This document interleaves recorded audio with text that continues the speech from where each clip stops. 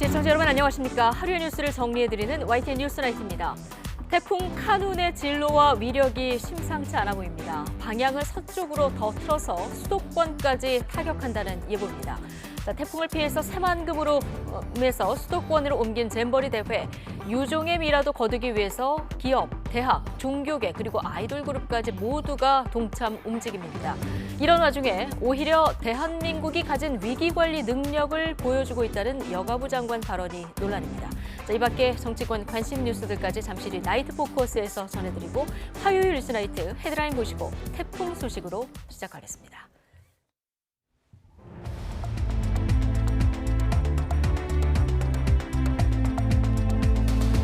8월 8일 화요일 뉴스나이트 주요 뉴스입니다.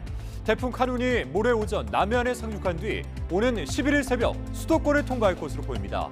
정부는 오후 5시를 기해서 태풍 위기 경보를 최고 수준인 심각 단계로 올렸습니다. 태풍이 몰고 온 동풍에 오늘 서울 한낮 기온이 36도에 육박하는 등 불볕더위가 이어졌습니다. 폭염은 태풍이 지나고 한풀 꺾일 것으로 보입니다. 새만금 야영장에서 철수한 잼버리 참가자들이 버스 1000대를 이용해서 수도권 등 전국으로 흩어졌습니다. 오는 11일 저녁 서울 월드컵 경기장에서 폐영식과 K-팝 콘서트가 열릴 예정입니다. 윤석열 대통령이 휴가 마지막 날 용산 집무실로 출근해서 태풍과 잼버리 상황 등을 챙겼습니다. 대통령실은 성공적인 마무리가 우선이라는 입장이지만 대회가 끝나고 대대적인 감찰은 불가피할 것으로 보입니다. SPC 계열사인 제빵 공장에서 작업하던 노동자가 기계에 몸이 끼어 크게 다치는 사고가 또다시 발생했습니다. 지난해 사고로 회장이 대국민 사과까지 했던 SPC는 조사에 성실히 임하겠다고 밝혔습니다. 경상수지가 올 상반기에 간신히 흑자를 냈습니다. 하반기에도 비슷한 흐름이 이어질 것으로 보이지만 대회 불확실성에 기존 전망치 달성은 미지수입니다. 네, 태풍 카눈이 남해안에 상륙한 뒤 10일인 모레밤부터 다음 날인 11일 새벽 사이에 수도권을 통과할 것으로 보입니다. 태풍이 강한 세력을 유지한 채 진로가 점점 서쪽으로 치우쳐서 피해 우려가 커지고 있습니다. 정혜은 기자입니다. 북쪽으로 방향을 튼 태풍 카눈. 고수온 내역을 통과하며 강한 세력을 그대로 유지한 채 한반도를 향해 올라오고 있습니다. 태풍은 경남 남해안에 상륙한 뒤 중부 내륙을 거쳐 수도권을 통과할 것으로 보입니다.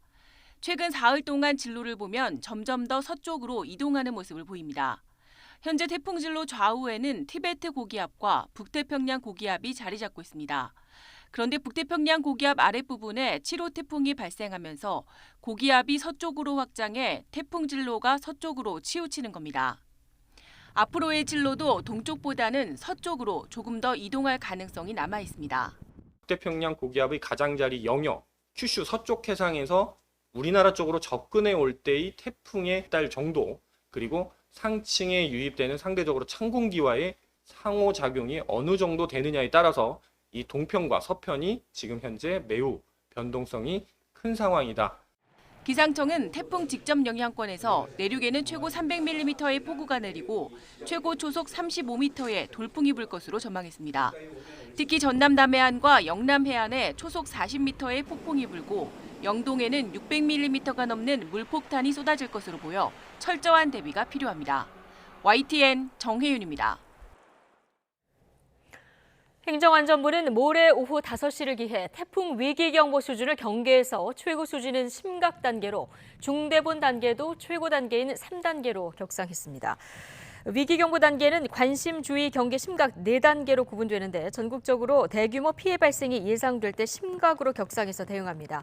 중대본은 태풍으로 인한 인명피해가 발생하지 않도록 관계기관의 철저한 사전 준비를 당부했습니다. 태풍 카눈의 북상 소식에 누구보다 긴장할 수밖에 없는 건 지난달 극한호우로 큰 피해를 본 지역 주민들입니다. 최악의 피해가 났던 경북 예천에서는 응급복구가 진행 중인 상황에 전해진 태풍 소식에 그야말로 비상에 걸렸습니다. 김근우 기자가 현장에 다녀왔습니다. 굴착기가 감나무밭 주위로 두껍게 쌓인 검은 흙을 파내 배수로를 만듭니다. 잔해와 토사를 치우고 또 치우며 물이 고이지 않고 흘러가도록 물길을 냅니다. 극한 호우로 최악의 피해를 본 지 한 달도 지나지 않아 다가온 태풍 카눈. 경북 예천을 비롯한 피해 지역 곳곳은 추가 피해 방지에 안간힘을 쏟고 있습니다. 물이 잘 빠져야 2차 사고가 없고 태풍이 온다 그길래 배수를 정비하고 사토를 지금 실어내는 상황이 있습니다. 쉴 새 없는 복구 작업에도 산사태가 남긴 상처는 좀처럼 사라지지 않습니다. 경상북도가 집계한 예천군의 집중호우 피해액은 무려 982억 원. 완전히 복구하려면 대규모 공사가 필요한데 지금은 예산도 시간도 부족합니다. 산사태로 무너진 산들도 대부분 이렇게 모래주머니나 천막으로 임시 보강만 해둔 상태입니다. 이런 상황에 들려온 태풍 소식은 그야말로 청천벽력입니다. 주민들은 혹시나 또 피해가 생길까 걱정이 태산입니다. 앞전에 비가 많이 와서 아직까지 복구가 덜 된 상태에서 또 비가 온 뒤 한다하니 심적으로 굉장히 괴롭고 힘이 듭니다. 그리고 동네 주민들이 거의 다가 고령층인 노인들 뿐이라서 확실한 대비가 어려운 상황에서 남은 선택지는 대피뿐입니다. 예천과 경북 북부 곳곳에는 태풍에 대비한 임시 대피소가 마련됐습니다. 만약에 집중호우가 내리면 그 전에 이제 미리 주민들 대피시키는 거 위주로 지금 계획하고 있지, 자연재난이라서 인력으로 우리가 사전에 무조건 막을 수 있다고는 사실 장담은 못하죠. 극한호우로 삶의 터전을 송두리째 잃고 고작 한 달 만에 다시 태풍을 마주한 주민들. 이번만큼은 누구도 다치지 않고 무사히 지나가기만 바라고 있습니다. YTN 김근우입니다. 네, 오늘 서울은 낮 기온이 35.6도까지 치솟아 올해 들어서 가장 높았습니다. 동해안을 제외한 전국이 올 최고 기온을 기록했는데요. 태풍이 몰고 온 동풍이 영향을 줬기 때문입니다. 김민경 기자입니다. 구름 하나 없는 하늘에서 뜨거운 햇살이 쏟아집니다. 습도는 조금 낮아졌지만 기온이 계속 높아지는 불볕더위입니다. 서울 낮 기온은 35.6도. 올해 여름 들어 가장 높았습니다. 경기 양평 옥천면은 38.8도, 전남 담양도 37.4도를 기록했습니다. 특히 이번 폭염은 서쪽 지역을 달궜습니다. 태풍이 북상하며 불어든 동풍이 원인이었습니다. 이 동풍이 태백산맥을 넘어 고온 건조하게 바뀌며 서쪽 지역 기온을 크게 끌어올린 겁니다. 반면 동해안은 강릉이 24.6도에 머물며 서쪽보다 10도나 낮았습니다. 서울을 기준으로 장마 이후 무더위와 열대야가 계속되고 있습니다. 폭염일 수는 12, 열대야일 수 11일 정도로 예년보다 다소 심했습니다. 하지만 폭염은 태풍이 전국을 휩쓸고 지나가면 한풀 꺾일 걸로 보입니다. 35도 안팎까지 올랐던 낮 기온은 30도 안팎으로 떨어지고 열대야도 다음 주 중반부터는 사라질 걸로 보입니다. YTN 김민경입니다. 연일 폭염이 기승을 부리면서 전국에서 100명 넘는 온열 질환자가 나왔습니다. 질병관리청의 온열 질환 응급실 감시체계 집계를 보면 어제 하루 온열 질환으로 응급실을 찾은 사람은 106명이었습니다. 올해 감시체계가 시작된 지난 5월 20일 이후 누적 온열 질환자 수는 1,984명으로 지난해 같은 기간보다 661명 많습니다. 온열 질환 추정 사망자도 2명 더 발생해 모두 27명이 돼 지난해 7명의 4배 수준입니다. 네, 행사 기간 내내 논란과 잡음이 일던 새만금 세계스카우트 잼버리가 태풍을 피해 야영지에서 오늘 철수했습니다. 3만 7천여 명, 버스가 1,000대 넘게 동원돼서 대규모 작전을 방불케 했던 잼버리 대이동이었습니다. 나현호 기자입니다. 주차장을 가득 채운 버스들, 꼬리에 꼬리를 물고 밖으로 나설 준비를 합니다. 뙤약볕 아래 짐을 한껏 진 참가자들은 버스가 임시로 주차된 곳을 향해 힘겹게 움직입니다. 하늘에는 헬리콥터가, 도로에는 경찰차가 분주히 오가며 혹시나 모를 상황에 대비합니다. 태풍 북상에 따라 새만금 세계 잼버리 참가자들을 다른 지역으로 이동시키는 작업이 시작된 겁니다. 이번 대피는 태풍이라는 재난 상황으로부터 잼버리에 참가한 세계의 청소년을 보호하기 위한 비상 대처의 일환입니다. 156개 나라 참가자 3만 7천 명을 이동하는 데는 무려 1000대도 넘는 버스가 동원됐습니다. 야영지를 빠져나가는데 6시간이면 될 것으로 봤지만 실제로는 그보다도 훨씬 오랜 시간이 걸렸습니다. 이들이 향한 곳은 수도권과 충청권, 전북 등지에 마련한 숙소입니다. 한꺼번에 많은 인원을 수용할 수 있는 대학교 기숙사나 공공기관과 기업체 연수시설, 종교시설이 활용됐고 참가국의 의견도 반영됐습니다. 사후 프로그램을 신청한 나라들이 있습니다. 이제 그런 나라들을 위주로 전북 지역에 배치를 했고 어느 지역에서는 또 그 할랄이라든지 비건이라든지 그런 제공이 가능한 그런 지역을 우선적으로 배치를 했고 그래서 정부는 참가자들이 목적지에 도착하면 편안하게 지내도록 숙소와 화장실 청결 상태를 우선 점검했습니다. 개막 초반부터 지적된 화장실 청결 문제가 결국에는 잼버리 파행까지 불러왔기 때문입니다. 아무래도 가장 크게 그 세계연맹에서 제시했던 부분은 위생 문제였던 것 같습니다. 그래서 화장실 위생이나 청결 문제 이런 부분에서 좀 부족한 점이 있었던 게 아닌가 이렇게 생각이 됩니다. 정부는 새만금 야영지 조기 철수로 잼버리의 문화체험 장소가 대한민국 전체로 넓어진 거라고 했습니다. 하지만 온전히 대회 진행 한번 제대로 못한 채 파행 상태에서 야영지 문을 닫아 대한민국 역대 최악의 국제 행사였다는 오명이 남게 됐습니다. YTN 나연호입니다. 네, 태풍 카눈의 북상으로 세계 스카우트 잼버리가 수도권으로 기반을 옮기면서 이 새만금 잼버리는 사실상 수도권 잼버리로 바뀌었습니다. 영국 스카우트 대원들이 한국전쟁 참전 용사를 추모한 것처럼 각국 대표단에 대체 프로그램을 제공하기 위해서 지자체와 기관들이 총력을 기울이고 있습니다. 김평정 기자입니다. 영국 스카우트 대원들이 고개를 숙여 묵념합니다. 6.25 전쟁 당시 중공군에 맞선 설마리 전투에서 큰 희생을 치른 영국군을 추모하는 것입니다. 당시 영국군은 중공군의 진격을 지연시켜 유엔군의 서울 방어에 도움을 줬습니다. 영국 청소년들은 내리쬐는 떼약볕에도 모자를 벗고 엄숙하게 참전 용사들의 넋을 기렸습니다. Yes, my grandfather was in Korea towards the end of the war. Very emotional for me because he died last year and also he was the first scouter in our family. 대원들은 추모공원 곳곳을 돌아보며 이국 땅에서 목숨을 잃은 용사들을 기억하고 기념사진을 찍으면서 의미 있는 시간을 보냈습니다. Koreans, all of you have been so kind to us. We've gone free experiences and all that. It's just incredible. And the kindness all of you have shown, it's just, we love it here. I think it's a great place to be. 영국 대표단의 영국군 추모공원 방문은 국가보훈부의 제안으로 이뤄졌습니다.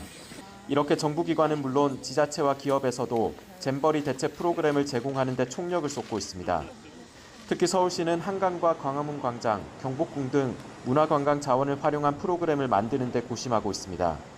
인천시와 경기도 역시 문화와 역사, 자연을 활용한 체험 프로그램을 추진하고 있습니다. 문제는 북상하는 태풍입니다. 태풍 영향권에 드는 시간에는 사실상 야외 프로그램이 불가능할 수 있어서 주최 측의 고심이 깊습니다. 기존의 프로그램을 살릴 수 있는 부분은 저희가 최대한 살려보려고 하고요. 그 밖에 지자체에서 마련했던 프로그램들이 있습니다.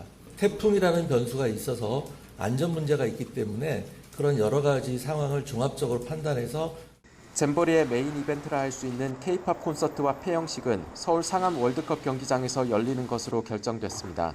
YTN 김평정입니다.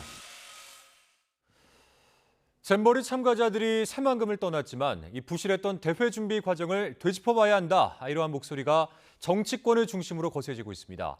일단은 행사를 무사히 마친 뒤 오는 16일부터 국회 차원의 책임 규명 작업이 본격화될 것으로 보입니다. 나혜인 기자입니다. 사실상 파행된 이번 잼버리 대회의 준비가 부실했다는 데는 여야 모두 이견이 없습니다. 폭염과 폭우, 방역 대책 등 운영 과정 전반에서 문제점이 드러났기 때문입니다. 대회를 마치고 나면 지난 10년간 예산이 1,000억 이상의 예산이 투입됐음에도 불구하고 운영상의 문제점이 드러난 이유는 우리가 정확히 분석을 해야 된다고.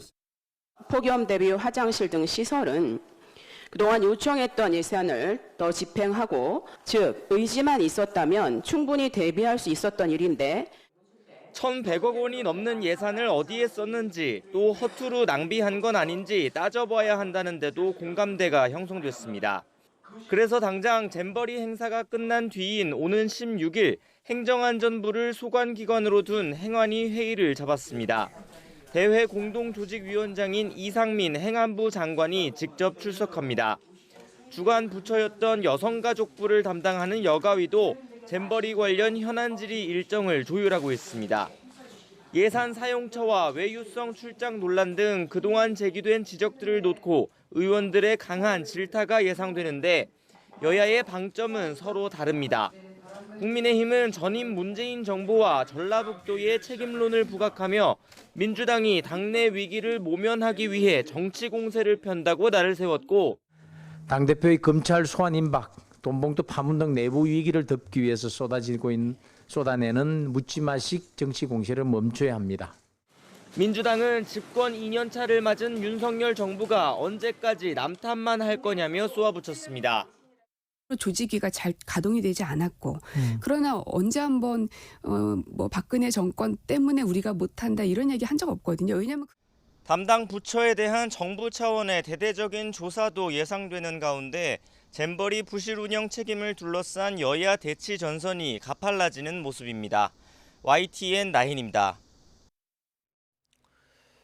김현숙 여성가족부 장관이 새만금 잼버리의 조기 철수 사태가 한국의 위기 대응 역량을 전 세계에 보여주는 것이라고 말한 것과 관련해서 부적절한 발언이라는 비판이 일고 있습니다. 김 장관은 이번 사태가 향후 국제 행사 유치에 영향을 끼칠 우려가 제기되고 있다는 지적에 이같이 답했습니다. 김 장관은 또한 부산 엑스포에 대해서 그런 부분이 잘 반영될 수 있기 때문에 영향을 주지 않을 것이라고도 생각한다고도 덧붙였습니다. 이에 대해 준비 부족으로 잼버리가 사실상 파행됐다는 점에서 주간 부서 수장의 발언으로는 부적절한 것 아니냐는 지적이 나오고 있습니다. 김 장관은 앞서 지난 6일 브리핑에서도 영내에서 발생한 성범죄 의혹에 대해 경미한 것으로 보고받았다라고 말해 여론의 비판을 받았습니다. 김 장관은 다음 날 성범죄가 경미하다라는 것이 전혀 아니었고 경찰이 건조물 침입으로 규정했다는 보고를 받아서 경미한 것으로 보고받았다라고 말한 것으로 해명했습니다. 윤석열 대통령이 여름휴가에서 하루 먼저 복귀해 잼버리와 태풍 상황을 챙겼습니다. 당분간 잼버리의 성공적 마무리를 위해 총력 지원을 한다는 계획인데 관련한 대규모 감찰도 불가피할 것으로 보입니다. 조은지 기자입니다. 휴가 마지막 날인 화요일 윤석열 대통령은 용산 집무실로 출근해 제6호 태풍 카눈 대비 상황을 점검했습니다. 한반도를 관통한다고 예보된 만큼 대통령실 참모부터 국무총리와 17개 부처 장관, 관계기관 청장과 시도단체장까지 함께 안전대책을 살폈습니다. 윤 대통령은 새만금 야영지에서 철수하는 잼버리 스카우트 대원들의 수송과 숙박, 문화행사 프로그램도 챙겼습니다. 정부는 잼버리가 유종의 미를 거둘 수 있도록 스카우트 대원들과 대표단이 안전과 건강을 유지하고 또 대한민국에 대해 더 좋은 이미지를 갖고 떠날 수 있도록 최선을 다해 지원하겠습니다. 윤 대통령은 또 국방혁신위원회 회의를 열어 북한 핵미사일 대비 군사 전략과 드론 작전사령부 창설 등에 대해 논의했습니다. 북한의 위협에 압도적인 대응 역량을 갖추고 감히 싸움을 걸어오지 못하도록 우리 군을 막강한 강군으로 바꿔나가야 합니다. 공개된 일정만 3개, 휴가에서 사실상 하루 먼저 복귀한 셈인데 현안은 첩첩산중입니다. 대통령실은 잼버리를 총력 지원해 성공적으로 마무리하는 게 우선이라고 입단속에 한창이지만 여성가족부와 전라북도 조직위원회 등에 대한 감찰은 기정사실인 분위기입니다. 대통령실 핵심 관계자들은 YTN에 총체적으로 무능했다. 정부를 운영하는 입장에서 사실 확인이 필요하다. 혈세를 어디에 어떻게 썼는지 카르텔을 들여다봐야 한다면서 이구동성 책임을 지우겠다는 뜻을 분명히 했습니다. 윤 대통령은 집중호우의 상처가 아물기도 전에 북상하는 태풍 카눈 대응을 지휘해야 하고 오송 지하차도 참사 관련 책임론이 불거진 이상래 행복청장 해임 여부도 매듭지어야 합니다. 8.15 광복절을 맞아 단행할 취임 후 3번째 특별사면과 오는 18일 한미일 정상회의도 꼼꼼한 준비가 필수입니다. 지난해 휴가를 마치고 돌아오며 국민 뜻과 초심을 언급했던 윤 대통령이 집권 2년차 어떤 복귀 메시지를 내놓을지도 관심입니다. YTN 조은지입니다.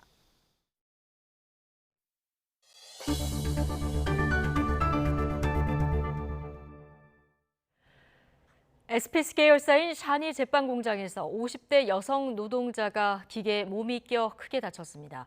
지난해 다른 계열사 공장에서 20대 여성 노동자가 숨진 뒤 그룹 회장까지 나서서 안전관리 강화를 공언했지만 최근 들어서 매달 노동자 산재가 끊이지 않고 있습니다. 윤태인 기자의 보도입니다.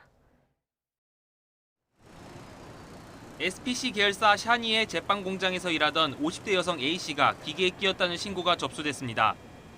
30분 만에 심정지 상태로 병원에 옮겨진 A씨는 호흡과 의식이 돌아와 수술을 받았지만 위중한 상태입니다.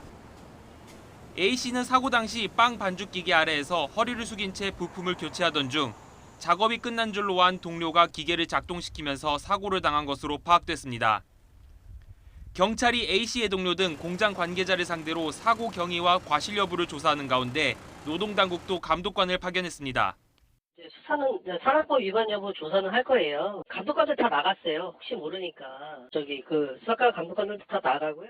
회사는 사고가 난 공장에서 모든 생산 설비 가동을 곧바로 중단했는데 SPC 계열사 공장에서 산업재해가 일어난 건 이번이 처음이 아닙니다. 지난해 10월엔 SPC의 다른 계열사인 SPL 평택 공장에서 23살 여성 노동자가 상반신이 기계에 끼어 숨졌습니다. 회사가 참변 다음 날에도 공장 가동을 이어가면서 국민적 공분은 불매운동으로까지 번졌고 결국 허영인 SPC 회장이 대국민 사과에 나섰습니다. 국민 여러분의 엄중한 질책과 지적을 겸허히 받아들이겠습니다. 그룹 전반의 안전관리 시스템을 철저히 재점검하고 안전 경영을 대폭 강화하도록 하겠습니다. 그러나 그룹 회장의 안전관리 강화 약속은 금세 무색해졌습니다. 지난 4월 SPL 공장에서 일하던 40대 남성 노동자가 2도 화상을 입은 데 이어 5월에는 50대 여성 노동자가 기계 체인에 팔이 끼었고 6월엔 30대 남성 노동자가 기계를 고치다 손가락이 부러졌습니다. 또 지난달 12일에도 이번 사건이 일어난 샤니 공장에서 설비를 수리하던 50대 남성 노동자가 손가락이 기계에 끼어 골절되는 등 최근 들어 매달 사고가 잇따르고 있습니다. SPC 측은 사고 원인 규명을 위한 조사에 성실히 임하겠다는 입장을 밝혔습니다. YTN 윤태인입니다. 경기도 성남시 분당 서현역 인근에서 1명을 숨지게 하고 13명을 다치게 한 혐의를 받는 22살 최원종이 모레 검찰에 넘겨질 예정입니다. 경기 남부경찰청은 살인과 살인 예비 등의 혐의로 구속된 22살 최원종을 모레 검찰에 송치할 방침입니다. 경찰은 최원종의 부모를 참고인으로 불러 조사하고 최원종이 사용하던 컴퓨터 포렌식 결과도 분석하고 있습니다. 경찰은 구체적인 범행 동기와 배경을 밝히기 위해서 그제부터 사이코패스 진단 검사도 진행하고 있습니다. 온라인에 살인 예고글이 잇따라 올라오면서 시민 불안감이 커지는 가운데 위험 지역을 알려주는 사이트까지 등장했습니다. 범행 예고글을 올려서 경찰에 붙잡힌 피의자 가운데 절반 이상은 10대로 나타났는데 경찰은 장난으로 쓴 글도 엄중 처벌할 방침입니다. 황보혜경 기자입니다. 지난 5일 여성 10명을 살해하겠다는 글이 올라왔던 인천 부평 로데오 거리. 지도를 클릭하자 검거가 완료됐다는 알림이 뜹니다.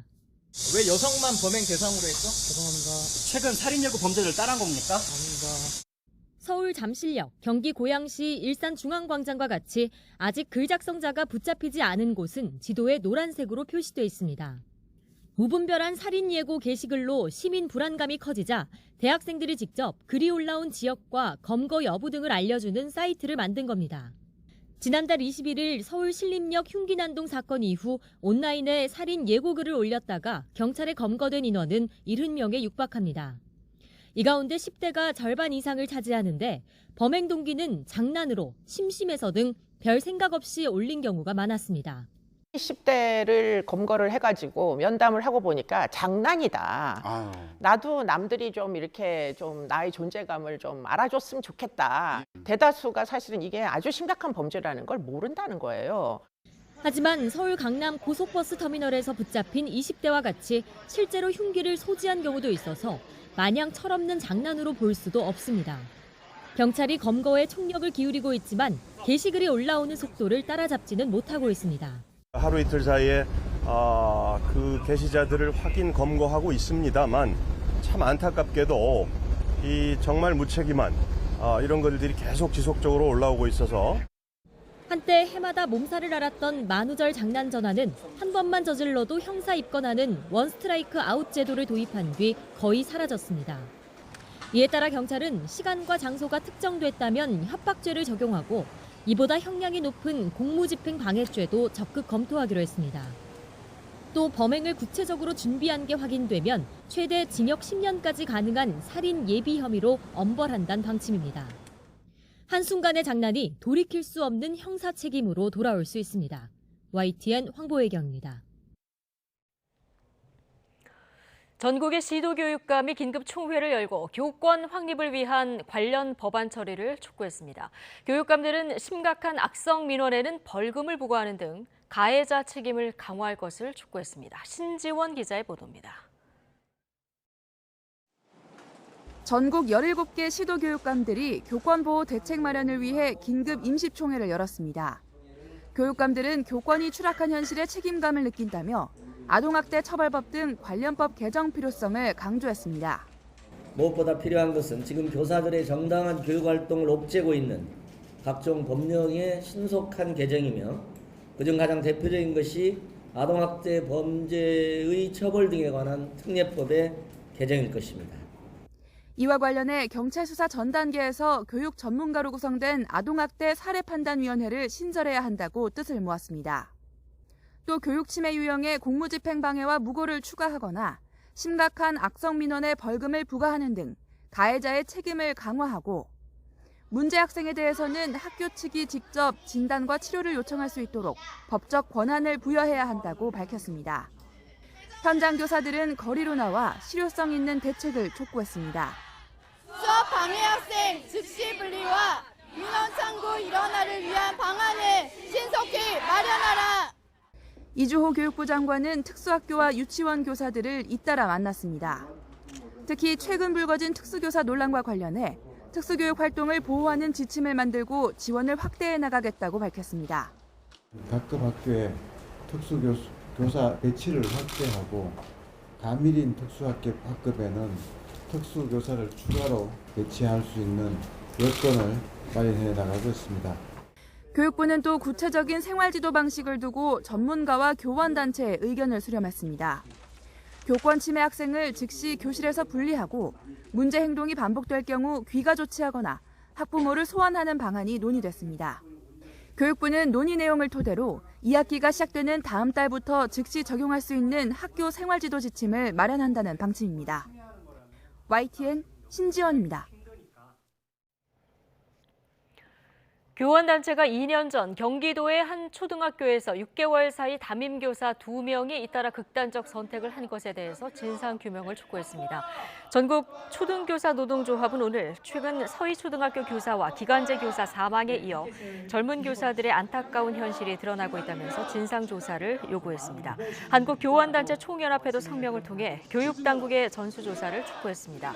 지난 2021년 경기도의 한 초등학교에서 5학년 담임을 맡았던 20대 교사 2명이 6개월 사이 잇따라 스스로 목숨을 끊은 사실이 최근 언론 보도를 통해서 알려졌습니다.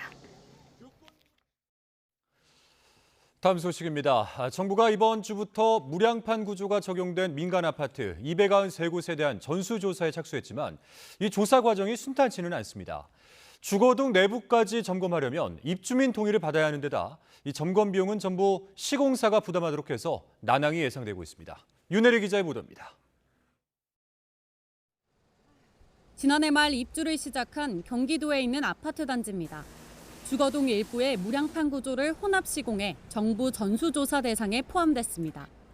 어떤 결과가 나올지 주민들은 초조한 마음입니다.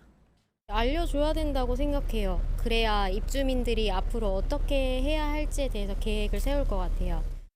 우선 국토교통부는 단지별로 점검 기간을 선정해 지자체에 안전점검을 요청할 계획입니다. 각 기관은 시공도면을 통해 보강철근이 하중을 견딜 만큼 적절하게 배치됐는지 확인합니다. 구조 계산에 문제가 없으면 현장 조사 대상에서 빠지고 문제가 있을 때만 기둥 표본을 조사합니다. 이때 보강철근 누락이 확인된 경우 전체 아파트 단지로 조사 범위를 확대하기로 했습니다. 문제는 조사 대상 293곳 가운데 주거동까지 무량판 구조가 적용된 건 105곳. 이미 입주를 마친 단지도 59곳에 달한다는 겁니다. 내부 점검을 하려면 페인트를 제거하거나 벽지를 뜯어야 해 입주민 동의가 필수적입니다. 하지만 부실 시공 낙인을 우려한 입주민들이 이를 거부할 경우 조사가 쉽지 않을 수 있습니다. 국토부는 세대별로 동의를 얻지 않아도 되는 공용 공간을 먼저 조사하겠다는 계획입니다. 굳이 실내 조사를 들어가지 않고 공용 부분, 엘리베이터라든지 계단이라든지 바깥의 공용 공간을 통해서 그 주거동에 그 적용된 이 무량판 구조에 과연 시공이 제대로 됐는지 안 됐는지를 우리가 직접 또는 간접적으로 유추해서 검사할 수 있는 방법이 많이 있습니다. 원칙적으로 시공사가 모두 감당해야 하는 점검 비용도 부담입니다. 국토부는 시공사가 비용을 우선 부담하고 추후 설계와 감리 책임에 따라 구상권을 청구할 수 있도록 하겠다는 계획입니다. 또 현장 점검 시 공정성을 확보하기 위해 지자체와 국토안전관리원 관계자가 입회하도록 하겠다는 방침입니다. YTN 윤혜리입니다. 지난 4월 지하주차장이 무너진 인천 검단 신도시 아파트의 하도급 건설업체가 불법 재하도급을 줬다는 의혹이 제기돼 경찰이 수사에 나섰습니다. 인천 서부경찰서는 건설산업기본법 위반 혐의로 해당 공사를 맡았던 하도급 건설업체 A사와 시공팀 4곳을 수사하고 있습니다. 시공사인 GS건설에서 아파트 골조 공사를 도급받은 A사는 재작년 10월부터 지난해 4월까지 무등록 시공팀 4곳에 불법으로 다시 하도급을 준 혐의를 받습니다. 그러나 A사 현장 소장과 시공팀 팀장들은 재하도급 계약은 없었고 팀원들은 모두 일용직 노동자로 모집해 일을 맡긴 거라며 혐의를 부인하고 있는 것으로 알려졌습니다. 김은경 위원장의 노인 폄하 논란 등으로 당 안팎의 비판을 받았던 더불어민주당 혁신위가 불체포 특권 포기에 이어서 대의원제 개편 카드를 검토하고 있습니다. 대의원과 권리당원, 즉 당내 역학 구도와 연결된 사안이라 계파 갈등 조짐도 나타나고 있습니다. 박기환 기자입니다. 더불어민주당 혁신위원회는 새 혁신안 발표를 하루 앞두고 예정했던 기자간담회를 이틀 뒤로 연기했습니다. 소속 의원 대상 설문조사 결과를 좀 더 분석하겠다는 이유를 들었습니다. 하지만 당내에선 혁신위가 추가로 검토하고 있는 대의원제 개편에 대한 내부 비판을 의식한 거란 해석이 나왔습니다. 실제로 혁신위는 상대적으로 높은 대의원의 당내 선거표 가치를 낮추는 방안을 추진하는 것으로 알려졌는데 비명계의 반발이 만만치 않습니다. 상대적으로 신규 당원 지지세가 강한 친명계가 현역 국회의원과 지역위원장 등으로 구성된 대의원의 영향력을 줄이려는 것이란 지적이 나온 겁니다. 대의원제가 문제가 있어서 우리가 대선, 지선, 4.7 재보궐 3연패 했습니까? 도덕성 문제, 내로남불, 당내 민주주의 악화, 팬덤, 개딸 이런 거 아닙니까? 왜 그거는 아무 얘기를 못해요? 물론 당 주류는 이런 주장을 일축합니다. 60패가량 차이가 나는 대의원과 권리당원의 표 가치는 형평성 문제를 불러왔다며 바로잡을 때가 됐다고 반박하고 있습니다. 특히 당을 위기로 몰아넣은 전당대회 돈봉투 의혹 사건도 결국 대의원제의 폐해와 연결되어 있다는 입장입니다. 돈봉투 사건에 문제된 게 전당대회에서 대의원들의 표가 너무나 권리당원보다 비율이 높기 때문에 그런 부분들 조정은 좀 필요한 게 아닌가 생각을 하고 있습니다. 대의원제 개편안이 계파 갈등의 뇌관으로 떠오른 상황에서 이재명 대표는 일단 말을 아꼈습니다. 대의원제 축소 관련해가지고 김영계 의원님들도 계속 반발하고 계시는데 이 부분에 대해서는 좀 어떻게 생각하실까요? 쌍방울 그룹의 대북 송금 의혹과 백현동 개발특혜 의혹 사건 등 검찰의 칼끝이 이재명 대표를 향해 다가오는 상황. 이딴 설화로 좌초위기에 놓인 혁신위의 추가 쇄신안이 내용의 불씨를 키울 가능성도 적지 않아 보입니다. YTN 박견입니다. 더불어민주당과 국민의힘이 이동관 방송통신위원장 후보자에 대한 국회 인사청문회를 오는 18일에 열기로 합의했습니다. 여야는 이에 따라 모레 국회 과학기술정보방송통신위원회 전체 회의를 열고 인사청문 개회관을 의결할 예정입니다. 다만 청문회 증인과 참고인 채택 문제 그리고 자료 제출 범위 등을 두고는 이견이 남아 있어서 추가로 협의를 이어갈 방침입니다. 앞서 윤석열 대통령은 지난달 28일 이동관 대통령 대외협력특보를 차기 방통위원장 후보로 지명하고 지난 1일 이 후보자 인사청문 요청안을 국회로 보냈습니다. 고 최수근 상병 순직 사건 자료를 민간 경찰로 넘기는 과정에서 비롯된 해병대 전 수사단의 항명 혐의를 둘러싸고 논란이 확산되고 있습니다. 국방부와 해병대 전 수사단이 이례적으로 갈등을 겪는 상황인데요. 쟁점은 무엇인지 김문경 기자가 따져봤습니다. 고 최수근 상병 순직 사건을 조사한 해병대 수사단이 민간 경찰로 자료를 이첩한 건 지난 2일. 그러나 국방부는 곧바로 이를 회수했고 이첩을 주도한 해병대 전 수사단에 대해 항명 혐의로 수사에 나섰습니다. 이첩 자료에서 관련자 혐의를 빼고 이첩도 누출하는 해병대 사령관의 지시를 거부했다는 겁니다. 해병대 사령관이 해병대 수사단장에게 정당하게 내린 지시를 해병대 수사단장이 불응해서 그것에 따라 보직 해임이 이루어진 것입니다. 하지만 해병대 전 수사단장인 A대령 측은 이종섭 장관이 수사 내용에 대해 서명한 만큼 법무관리관과 국방차관이 혐의를 빼거나 이첩을 누출하고 한 추가 구두 지시는 무효라고 주장했습니다. A대령 측 변호인은 YTN에 장관의 원래 명령을 수정하려면 반드시 문서로 내려야 하지만 누구도 서면 형식을 취하지 않았다며 이같이 지적했습니다. 그러나 국방부는 명령은 문서나 구두 모두 효력이 있다는 입장입니다. 해병대 사령부는 장교보직 해임 심의위원회를 열어 A대령의 보직 해임을 확정했습니다. 이런 가운데 수중수색 당시 해병대 1사단에 무리한 작전 지시가 있었다는 주장도 추가로 제기됐습니다. 해병대 1사단 지휘부가 성과를 올리기 위해 안전을 무시하고 지시를 남발했다는 겁니다. 상관과 언론에 보여주기 위해 무리한 수색을 지시했다는 의혹은 카톡방 내용을 통해 고스란히 나타납니다.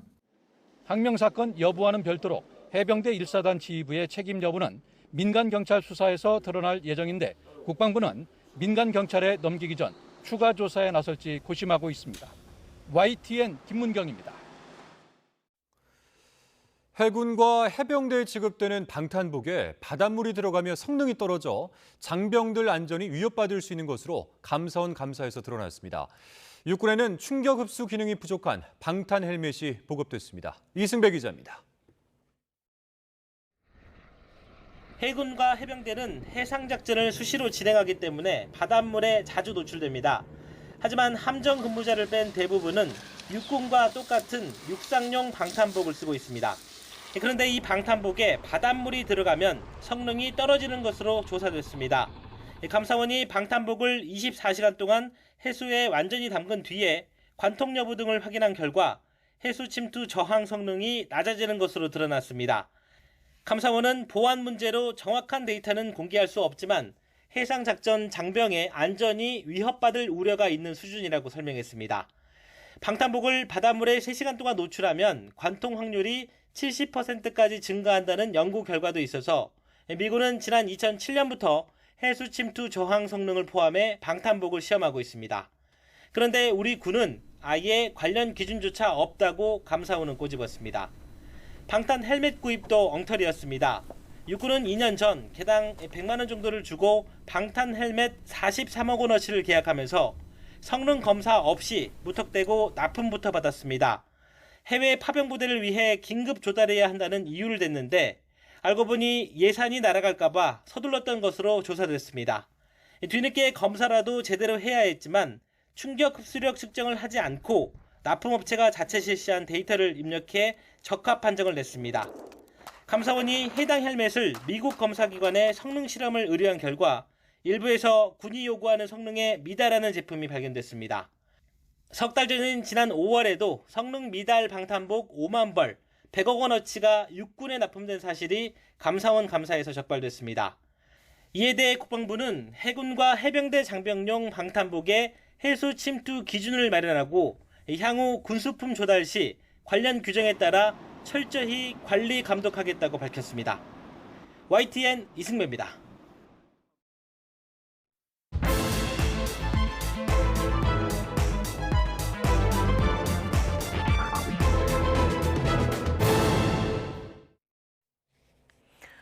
네, 정치권 관심 뉴스들 진단해보는 나이트 포커스. 오늘은 민현주, 신경민, 전직 의원 두 분 모셨습니다. 어서 오십시오. 네, 안녕하세요. 네. 자, 폭염에 태풍까지 잼버리 참가자들 새만금을 떠나서 서울을 포함해 전국 8개 시도로 오늘 이동했습니다. 진행 과정에서 여러 가지 논란이 많았던 잼버리인데요. 자, 유종의 미를 거둘지 주목됩니다. 영상 먼저 보고 오시겠습니다.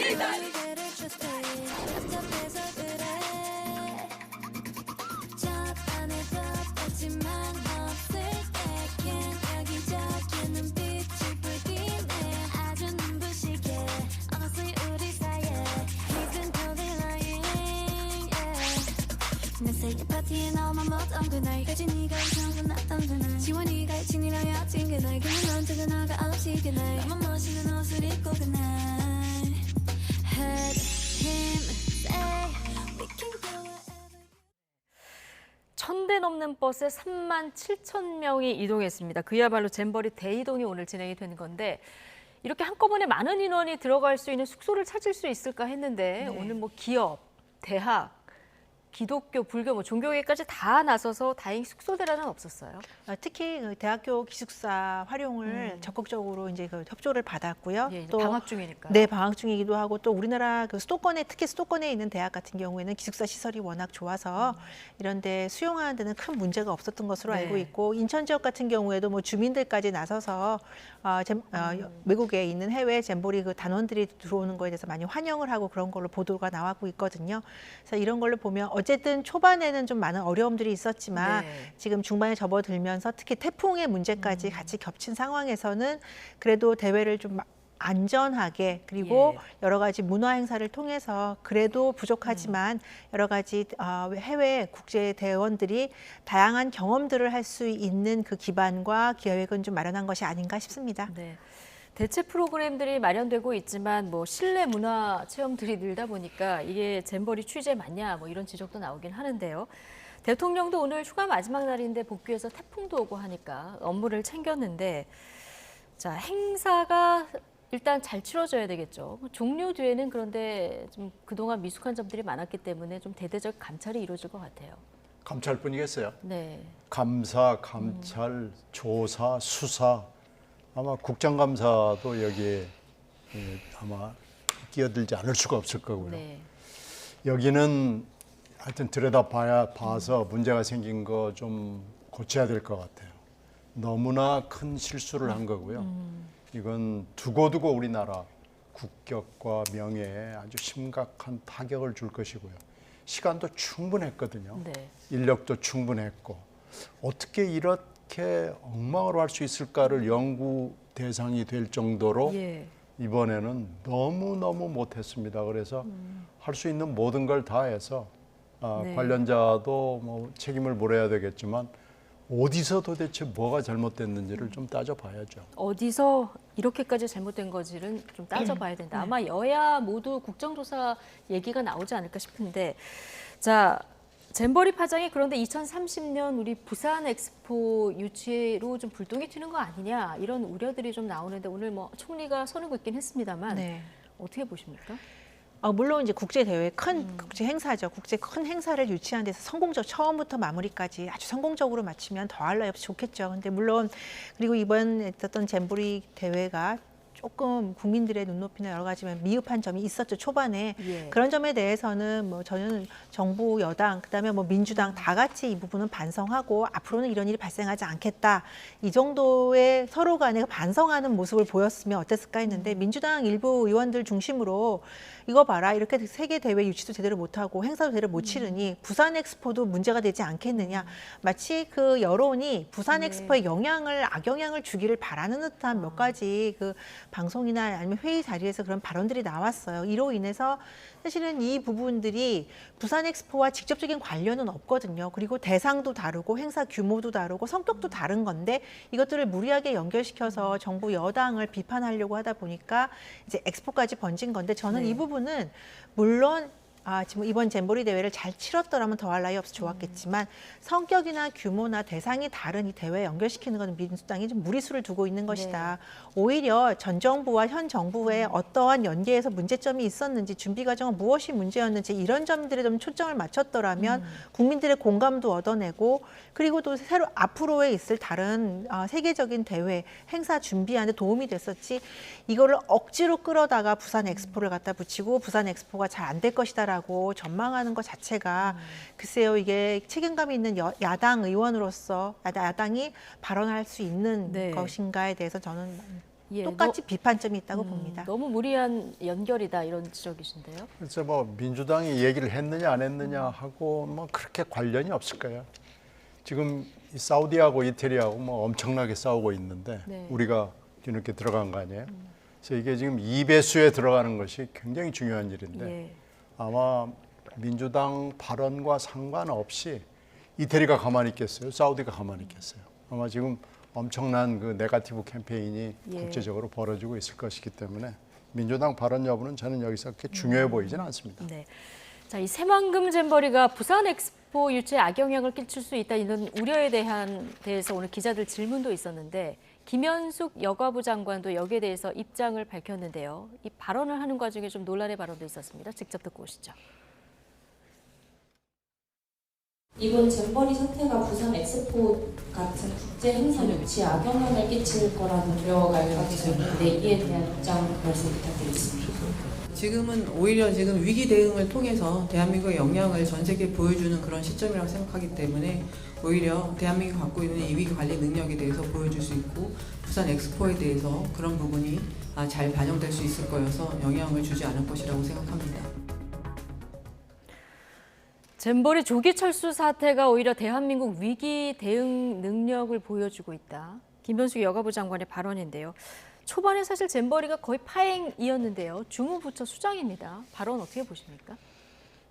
아마 이제 많이 이 초기 대응에 그러니까 준비가 좀 미흡했다라는 비판과 그리고 이제 영국이라든지 몇몇 스카우트들이 이제 현장을 떠나는 이탈하는 그런 상황을 보면 철수죠. 이탈리아가 철수하는 상황을 보면서 행사의 주관 부처로서 많이 당황하고 많이 비판점을 많이 수용하려고 노력을 했던 흔적들은 보입니다. 그런데 오늘 여가부 장관이 그래서 우리가 역량으로서 잘 대응했고 역량을 세계에 보였다라고 한 발언은 조금 무리수가 있는 것 같기는 해요. 다만 이제 너무나 지나친 많은 비판들도 있었고 그리고 이번에 잼버리 대회를 더 이상 이제 하지 않겠다라고 해서 일정을 다 정리하고 수도권이나 다른 지역으로 분산시키고 문화체험 중심으로 전환된 거는 초기에 잼버리 준비가 미흡한 점도 있었지만 사실은 이번 주 목요일부터 오는 태풍의 영향도 크거든요. 그래서 잼버리 대회에 참여하는 청소년들의 안전 문제라든지 그 지역의 침수 피해라든지 이런 부분들을 고려해서 적극적인 대응안을 마련한 것이기 때문에 여가부 장관이 굳이 저렇게까지 과잉 반응을 한다, 아니면 과잉 대응을 한다라는 그런 인상을 줄 필요는 없지 않았나라는 생각은 듭니다. 조직위에서는 국제 행사 교체에 영향이 없기를 바라는 취지였다 이렇게 얘기를 했는데요. 신경민 의원님 어떻게 보십니까? 글쎄 이분도 보니까 입만 열면 사고더라고요. 지금 야권에도 어떤 분이 입만 열면 사고인 분이 있는데 이분도 오늘 발언 실수했습니다. 실수했다. 발언을 좀 자제하시는 게 많을 것 같고요. 꼭 얘기를 하고 싶으면 그냥 뭐 부인하면 되는 거지. 굳이 또 거기다가 위기관리 능력이라는 말도 안 되는 이유를 댄 건 잘못됐습니다. 네. 특히나 지금 이런 상황에 네. 잘못된 발언이다, 실수다. 자, 잼버리 대회의 하이라이트 행사죠. K-팝 콘서트에 대한 각국 대원들의 기대감이 굉장히 높은 상황인데요. 정치권에서 BTS가 참여해달라는 얘기가 나왔습니다. 발언 듣고 오시죠. 초기에 매끄럽지 못한 행사가 진행이 됐는데 이러한 그 추억으로 가게만을 할 수 없는 거 아니겠습니까? 그래서 서울에서 있게 될 K-팝 콘서트에 BTS 같은 경우가 나와서 이렇게 공연을 해주면 대한민국에 대한 좋은 추억을 좀 갖고 갈 수 있지 않을까 생각을 하고요. 소속사나 BTS 측 의사는 확인을 먼저 해보셨나요? 아닙니다. 지금 군에서 군 생활을 하고 있기 때문에 제가 페이스북으로 이런 것들 한번 검토해 주시고 또 대한민국 국격에 올라가는 일이라고 하면 한번 검토해 주십사 이렇게 요청을 한 거지요. 좋은 추억을 가져갈 수 있도록 BTS가 좀 출격을 해줬으면 좋겠다 이런 얘기를 하면서 이제 멤버 2명이 군복무 중 아니겠습니까? 그러니까 이제 국방부가 좀 나서달라 오늘 그 페이스북에 그런 글을 올렸는데 문제는 당장 아미들 반발이 많지 않아요. 예. 뭐 아미의 그 팬심은 세계적으로 유명한 거기 네. 때문에 그리고 또 BTS를 아끼는 마음에서 지금 군복무를 하고 있는데 군복무에 성실하게 임하기를 그냥 끝까지 임하고 안전하게 제대하기를 바라는 마음이 더 강하겠죠. 근데 저는 저 성일종 의원의 저 발언은 해야 한다. 그리고 반드시 BTS 나와야 된다. 이런 차원이 아니라 그런 아이디어를 제시하는 차원에서 특히 청소년들이 그 BTS를 통해서 단지 대중의 음악이라는 대중 연예인이라기보다는 하나의 뭐 꿈과 청소년들이 그런 미래를 설계하는데 큰 영향을 준다 이런 평가들도 있기 때문에 가능한지 그 여부를 한번 타진해 보면 어떨까라는 저는 아이디어 차원이었다고 생각을 해요. 그래서 굳이 뭐 일부 아미 팬들이 뭐 모란봉 행사에 참여하는 이런 식의 과도한 반응까지 보이실 필요는 없다고 보고요. 다만 아이디어 차원이었지만 성일종 의원이 조금 더 그 주변 상황이나 어떤 절차를 거쳐야지 이게 가능한 것인지를 좀 알아보고 발언을 하셨더라면 그런 즉자적인 약간 비판 이런 것들은 좀 적지 않았을까라는 생각은 듭니다. 예. 자, 국방부가 나서달라 이 발언 때문에 오늘 더 이게 좀 하루 종일 회자가 된 것 같아요. 그러니까. 예. 성일종 의원의 저 발언은 혼자 좀 몰래 했더라면 하는 생각이 들어요. 예. 그리고 노래와 춤, 특히 연예계의 이 기능을 너무 지금 쉽게 판단하는 건데요. 노래는 어떻게 뭐 립싱크를 쓸 수 있다고 그러지만 춤은 안 될 거래요. 뭐 이렇게 로봇도 아니고 뭐 자판기도 아니고 이런데 너무나 이해가 좀 저급하다라는 생각이 들어요. 그래서 이것도 안 하느니만 못한 발언이 나왔고요. 이것도 아마 걷어들이는 게 좋을 것 같고요. 여기서 국방부를 딱 했다는 거에서 그냥 맛이 확 가버린 발언입니다. 이건 잘못됐어요. 네, 오늘 잘못됐다, 발언이 잘못된다 발언을 계속 지적을 해주고 계신데요. 자, 어쨌든 K-팝 스타들 장소를 서울로 옮기면서 오히려 좀 출연 섭외가 쉬워졌다 이런 얘기도 나오는데요. 자, 이걸 계기로 좀 분위기 반전을 이뤄낼 수 있을지 그리고 안전하게 태풍 지나가고 나서 이런 행사들을 모두 잘 마무리될 수 있을지 좀 지켜보고 또 기원을 좀 해야 되겠습니다. 자, 총선 앞둔 그 정치권 분위기로 이야기 넘겨보겠습니다. 자, 윤석열 대통령의 신당 창당설을 신평 변호사가 얼마 전에 언급을 했는데 오늘도 라디오 인터뷰를 하셨더라고요. 이거 내가 신당 창당설을 뭐 그렇다고 얘기했다기보다는 얼핏 들은 얘기를 한 거고 국민의힘 각성 차원에서 얘기한 거다 이렇게 얘기를 했는데 여권 내에서 지금 신평 변호사가 계속 이렇게 발언을 하는 데 대해서 어떤 반응이 많습니까? 일단 이번에 한 번의 발언이 아니라 한두 번의 발언이 아니라 사실은 대통령 임기 초반부터 계속 신평 변호사가 대통령의 멘토다라고 해서 방송에 많이 나와서 사실 굉장히 강한 발언들을 많이 했어요. 그리고 여권의 분위기가 정말 저런 분위기가 있나라는 제가 질문을 많이 받을 정도의 그런 강한 발언들도 많이 했는데요.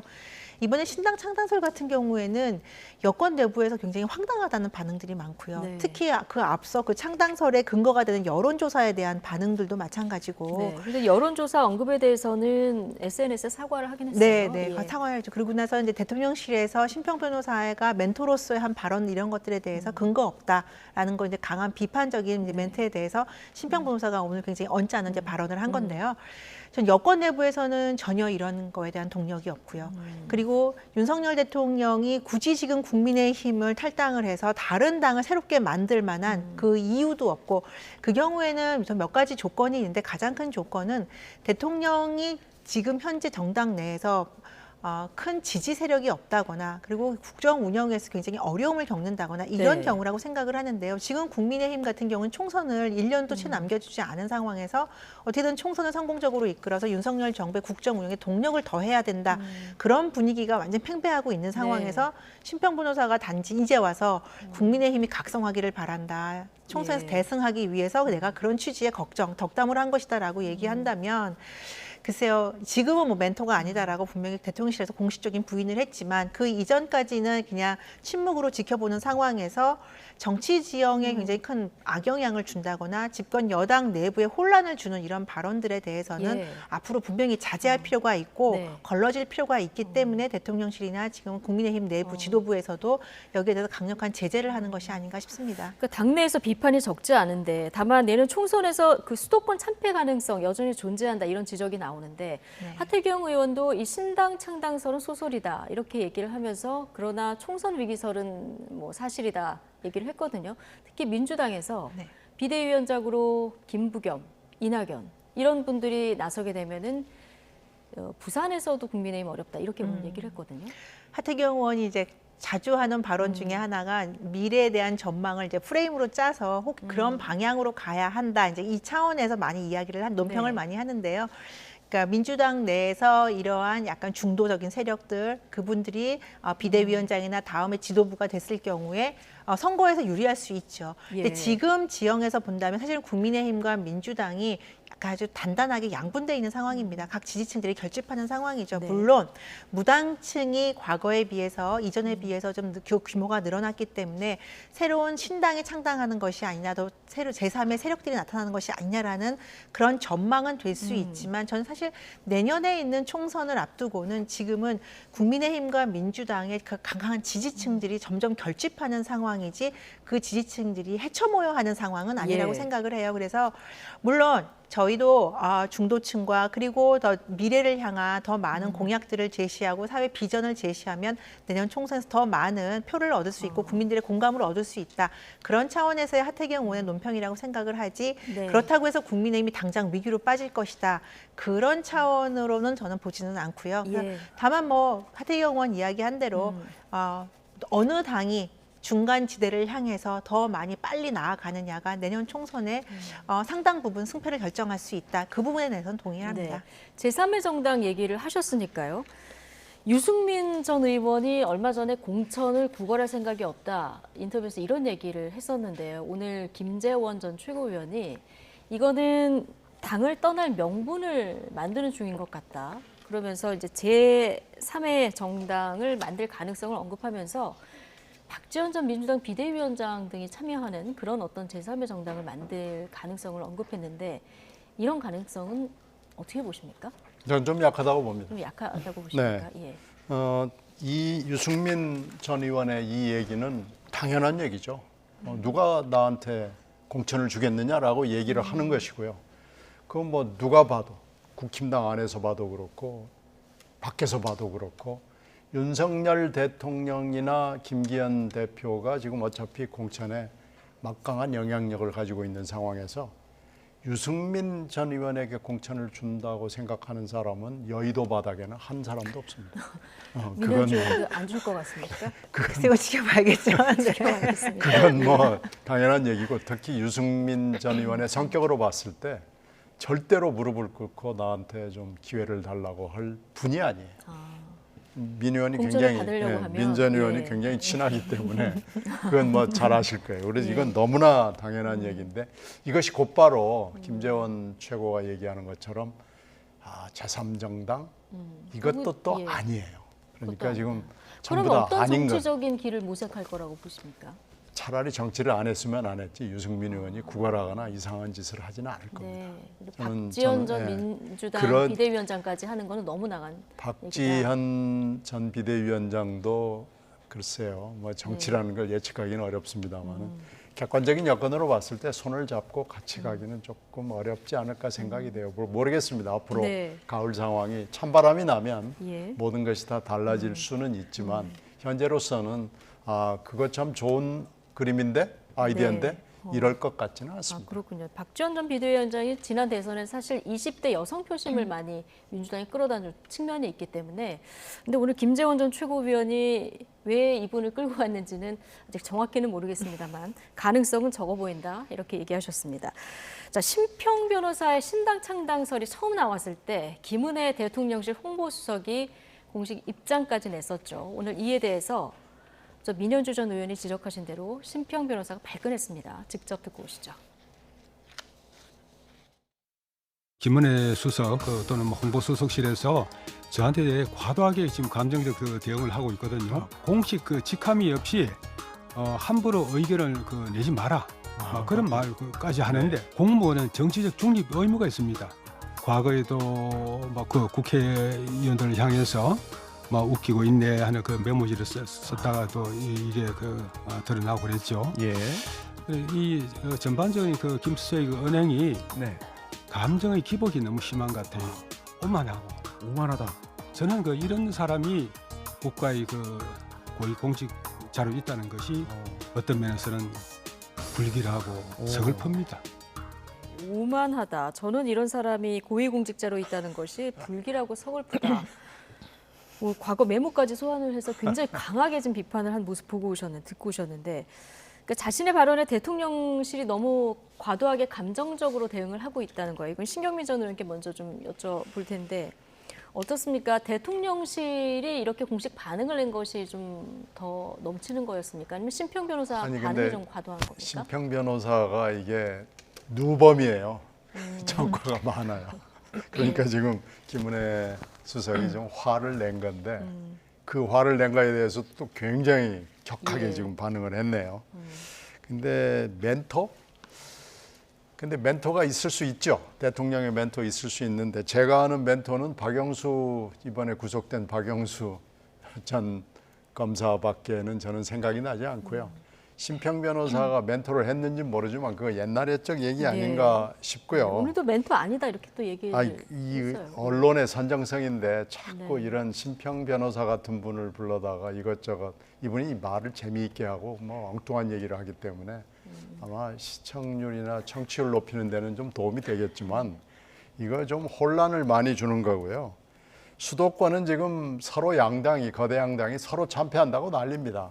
그러니까 이건 좀 더 두고 봐야 되는데 결국에 승패는 중도가 결정을 할 거고요. 지금 얘기하는 건 전부 거짓말입니다. 지금 얘기하는 건 다 신경 쓸 필요 없다. 신당 얘기는 좀 오래된 아이디어인데 지금 신당을 할 동력이 어디에도 없습니다. 이건 여든 야든 마찬가지입니다. 윤석열 대통령도 마찬가지고요.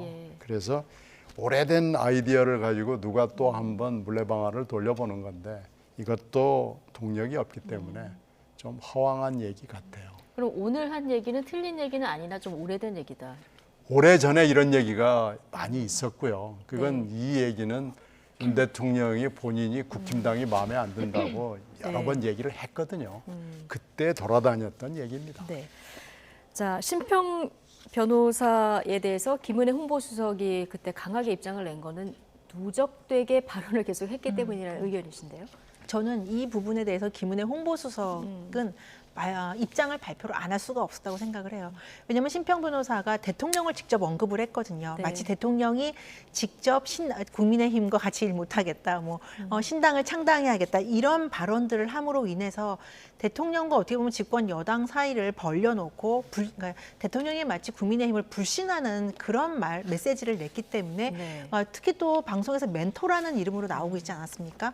또 부정도 안 했었어요 본인이. 근데 이제 와서 내가 언제 멘토라 그랬냐 이렇게 말씀을 하시는데 대통령을 끌고 들어간 상황에서 집권 여당과 대통령을 사이를 벌리려고 하는 이런 상황에서 대통령 홍보수석실에서 아무 반응을 내놓지 않는다고 하면 국민들은 그 메시지를 사실로 받아들일 수밖에 없겠죠. 그래서 김은혜 홍보수석이 이번 기회에 강하게 이분에 대해서 분명하게 선을 그음으로 인해서 국민들에게 정확한 메시지를 주고자 했다. 그래서 심평 변호사가 말하는 것처럼 오만하다, 불손하다 그런 차원이고 개인적인 감정이 있는 거 아니냐 이런 거라기보다는 대통령에 대해서 특히 공천이라든지 창당 관련돼서 지나치게 끌어들이는 언급하는 문제들은 더 이상 하지 않아야 된다라는 그런 메시지를 주었다고 생각을 합니다. 그래서 만일에 이 메시지를 홍보수석실에서 내지 않았더라면 어떻게 됐겠습니까? 지금쯤이면 창당설로 아마 온 방송이나 이런 토론회가 다 진행이 되고 있었을 거예요. 그래서 이 부분은 어쩔 수 없는 불가피한 상황에서 적절했다라고 봅니다. 자, 민주당도 지금 총선 앞두고 고민거리가 한두 가지가 아닌데요. 이런 가운데 오늘 좀 주목받는 기사가 있었어요. 문재인 전 대통령이 25일 사저에서 문재인 전 대통령 청와대 출신 의원들을 불러서 만찬을 하면서 거기서 수도권 민심 대책을 논의한다. 한 언론 보도 내용이 대략 이런 거였는데 이에 대해서 윤건영 의원은 이거는 뭐 소설도 이 정도면 SF급이다 이렇게 바로 반격을 했거든요. 자, 이 보도는 어떻게 된 걸까요? 이건 좀 배경이 있습니다. 예. 평산에 책방을 문 대통령이 낸 뒤에 청와대와 인연을 맺은 의원들이 굉장히 많잖아요. 네. 그래서 한번 인사를 하러 가자. 그래서 6월 달에 갔습니다. 예. 그때 한 10명 정도가 갔어요.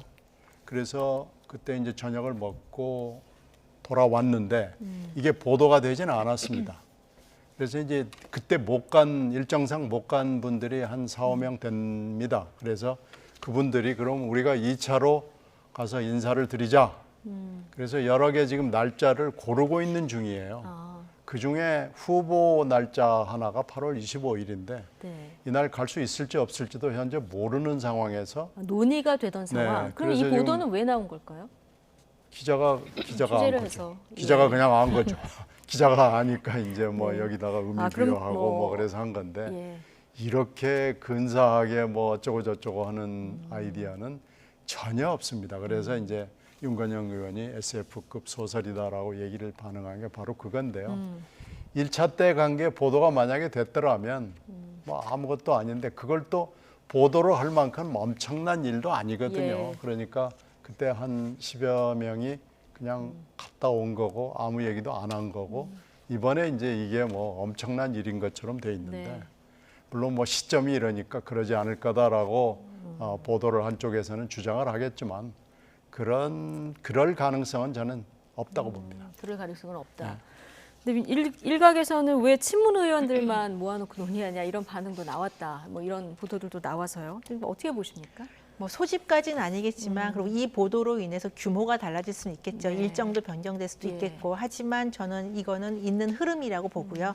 그리고 앞으로 총선 공천 전까지 이러한 시도들, 이러한 모임들은 언론에 보도되건 보도되지 않건 끊임없이 있을 거라고 생각을 합니다. 그래서 지금 윤건영 의원이 언론이 기자가 문재인 대통령을 정치로 끌어들였다라고 얘기를 했는데요.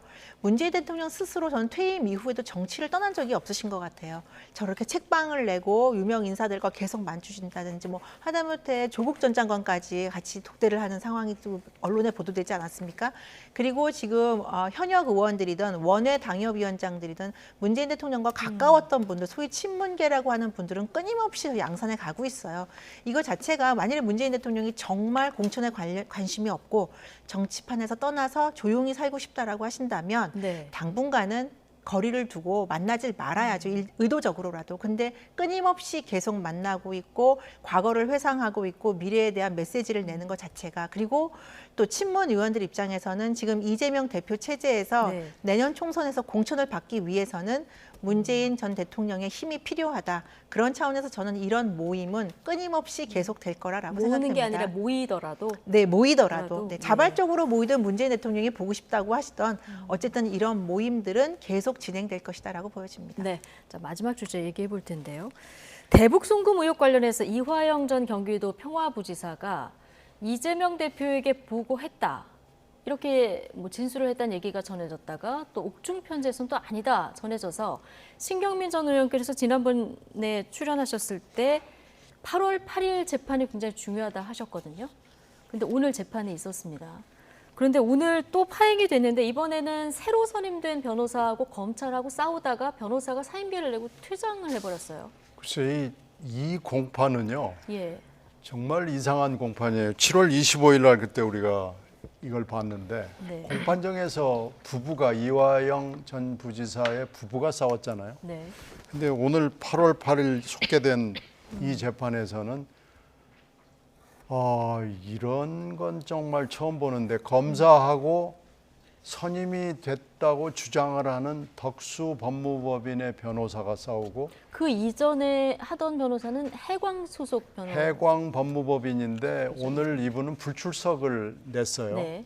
그러니까 이분은 아마 뭐가 지금 이견이 조정이 안 돼가지고 불출석을 한 거죠. 네. 그러니까 지금 2차전이 벌어진 거예요. 예.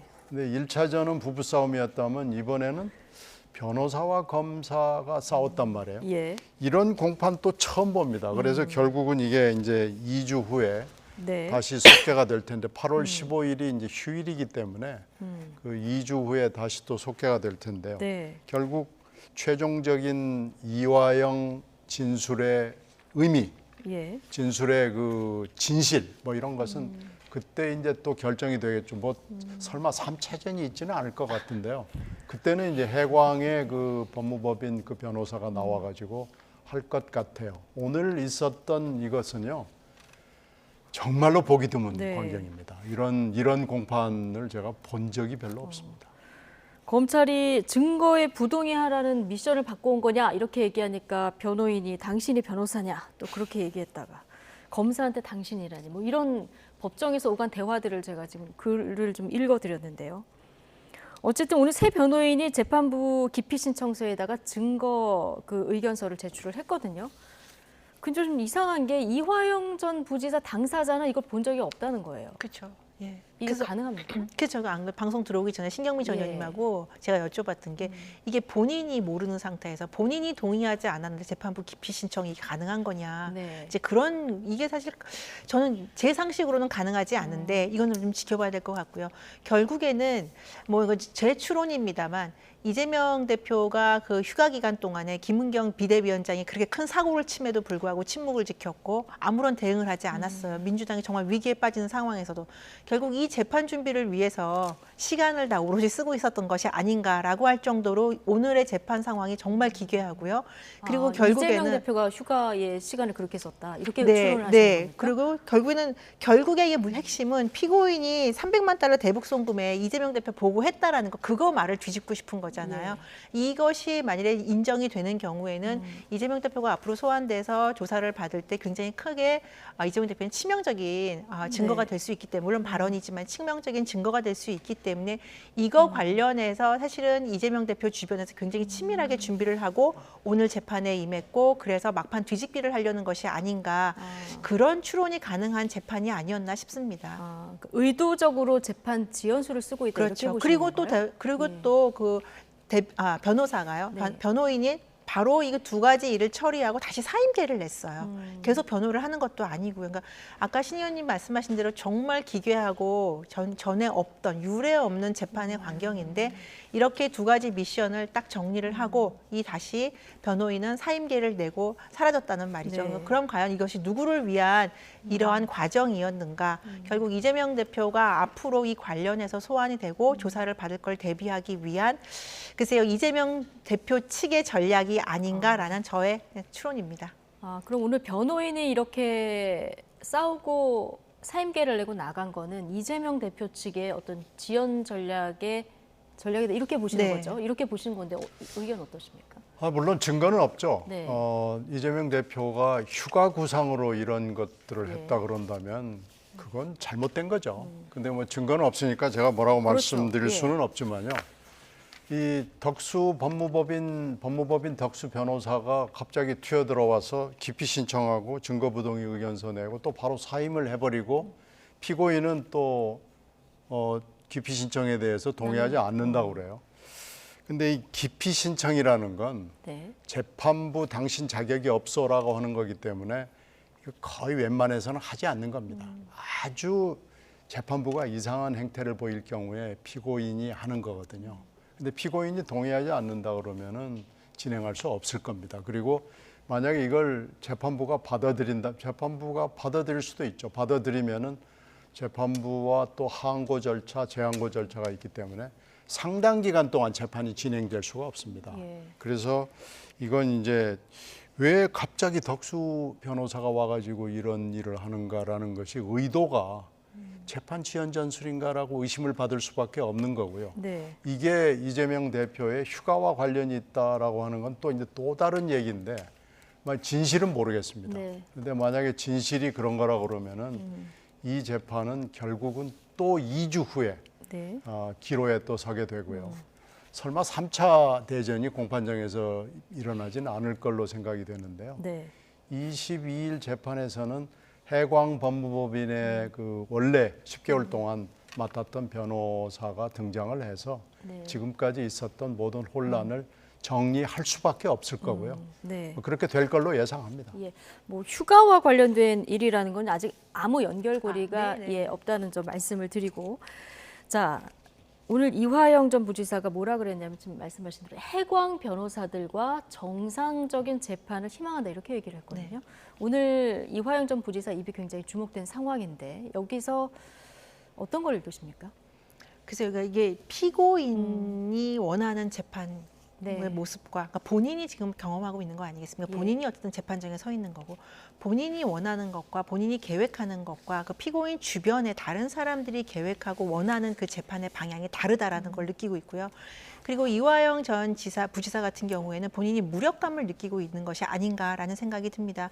그러니까 물론 이제 지난주에 부인이 크게 이제 언론에 나와서 이것을 이제 남편이 원하는 방향으로 재판을 끌고 가지 않는다. 그리고 누군가에게 회유된 듯한 정황이 있다. 그래서 변호사를 사임계를 내고 이런 것들이 일련의 절차도 사실 없었던 일들이거든요. 전례를 보기 어려웠던 일들인데요. 이런 걸 보면서 이화영 부지사가 이 재판에서 그 무기력증을 느끼면서 앞으로 이 재판이 이화영 전 부지사가 어떤 진술을 하더라도 그 주변인들에 의해서 많이 방향이 흐려질 수도 있겠다. 그러니까 원하는 방향대로 가지 않을 수도 있겠다. 그래서 이 재판이 아까 말씀드렸지만 결국에는 지연술에 의해서 이화영 부지사를 무기력감에 빠지게 하는 그런 방향으로 흘러가고 있는 것이 아닌가라고 싶습니다. 기존 그 변호사들과 정상적인 재판을 희망한다. 자, 이 발언은 그러면 기존의 이화영 전 부지사가 내가 이재명 대표에게 보고했다. 이 진술을 유지하겠다는 뜻이 담긴 걸까요? 그렇죠. 지금 아마 엄청난 압박을 받고 있는 것이 분명한데요. 오늘 이 피고인의 진술로 봐서는 검찰에서 진술한 내용 그리고 그건 법무법인 해광의 변호사하고 함께 했던 진술이거든요. 그 진술을 오늘 현재까지는 유지하겠다라는 이 결의로 보입니다. 따라서 8월 22일 날 재판이 속개되면 이 부분이 집중적으로 신문이 될 거고 검찰 신문을 통해서 증거 능력을 갖게 되거든요. 그러니까 8월 8일 재판이 결국은 22일로 연기가 된 거다 이렇게 볼 수 있습니다. 알겠습니다. 그러나 지금 부인은 또 검찰의 압박에 의해서 거짓 진술을 한 거다 이렇게 주장을 하고 있기 때문에 8월 20일 재판에서 다시 한번 이화영 전 부지사의 진술을 좀 주목해 봐야겠습니다. 나이트 포커스 오늘 여기까지입니다. 민현주, 신경민 전직 의원 두 분과 함께했습니다. 고맙습니다.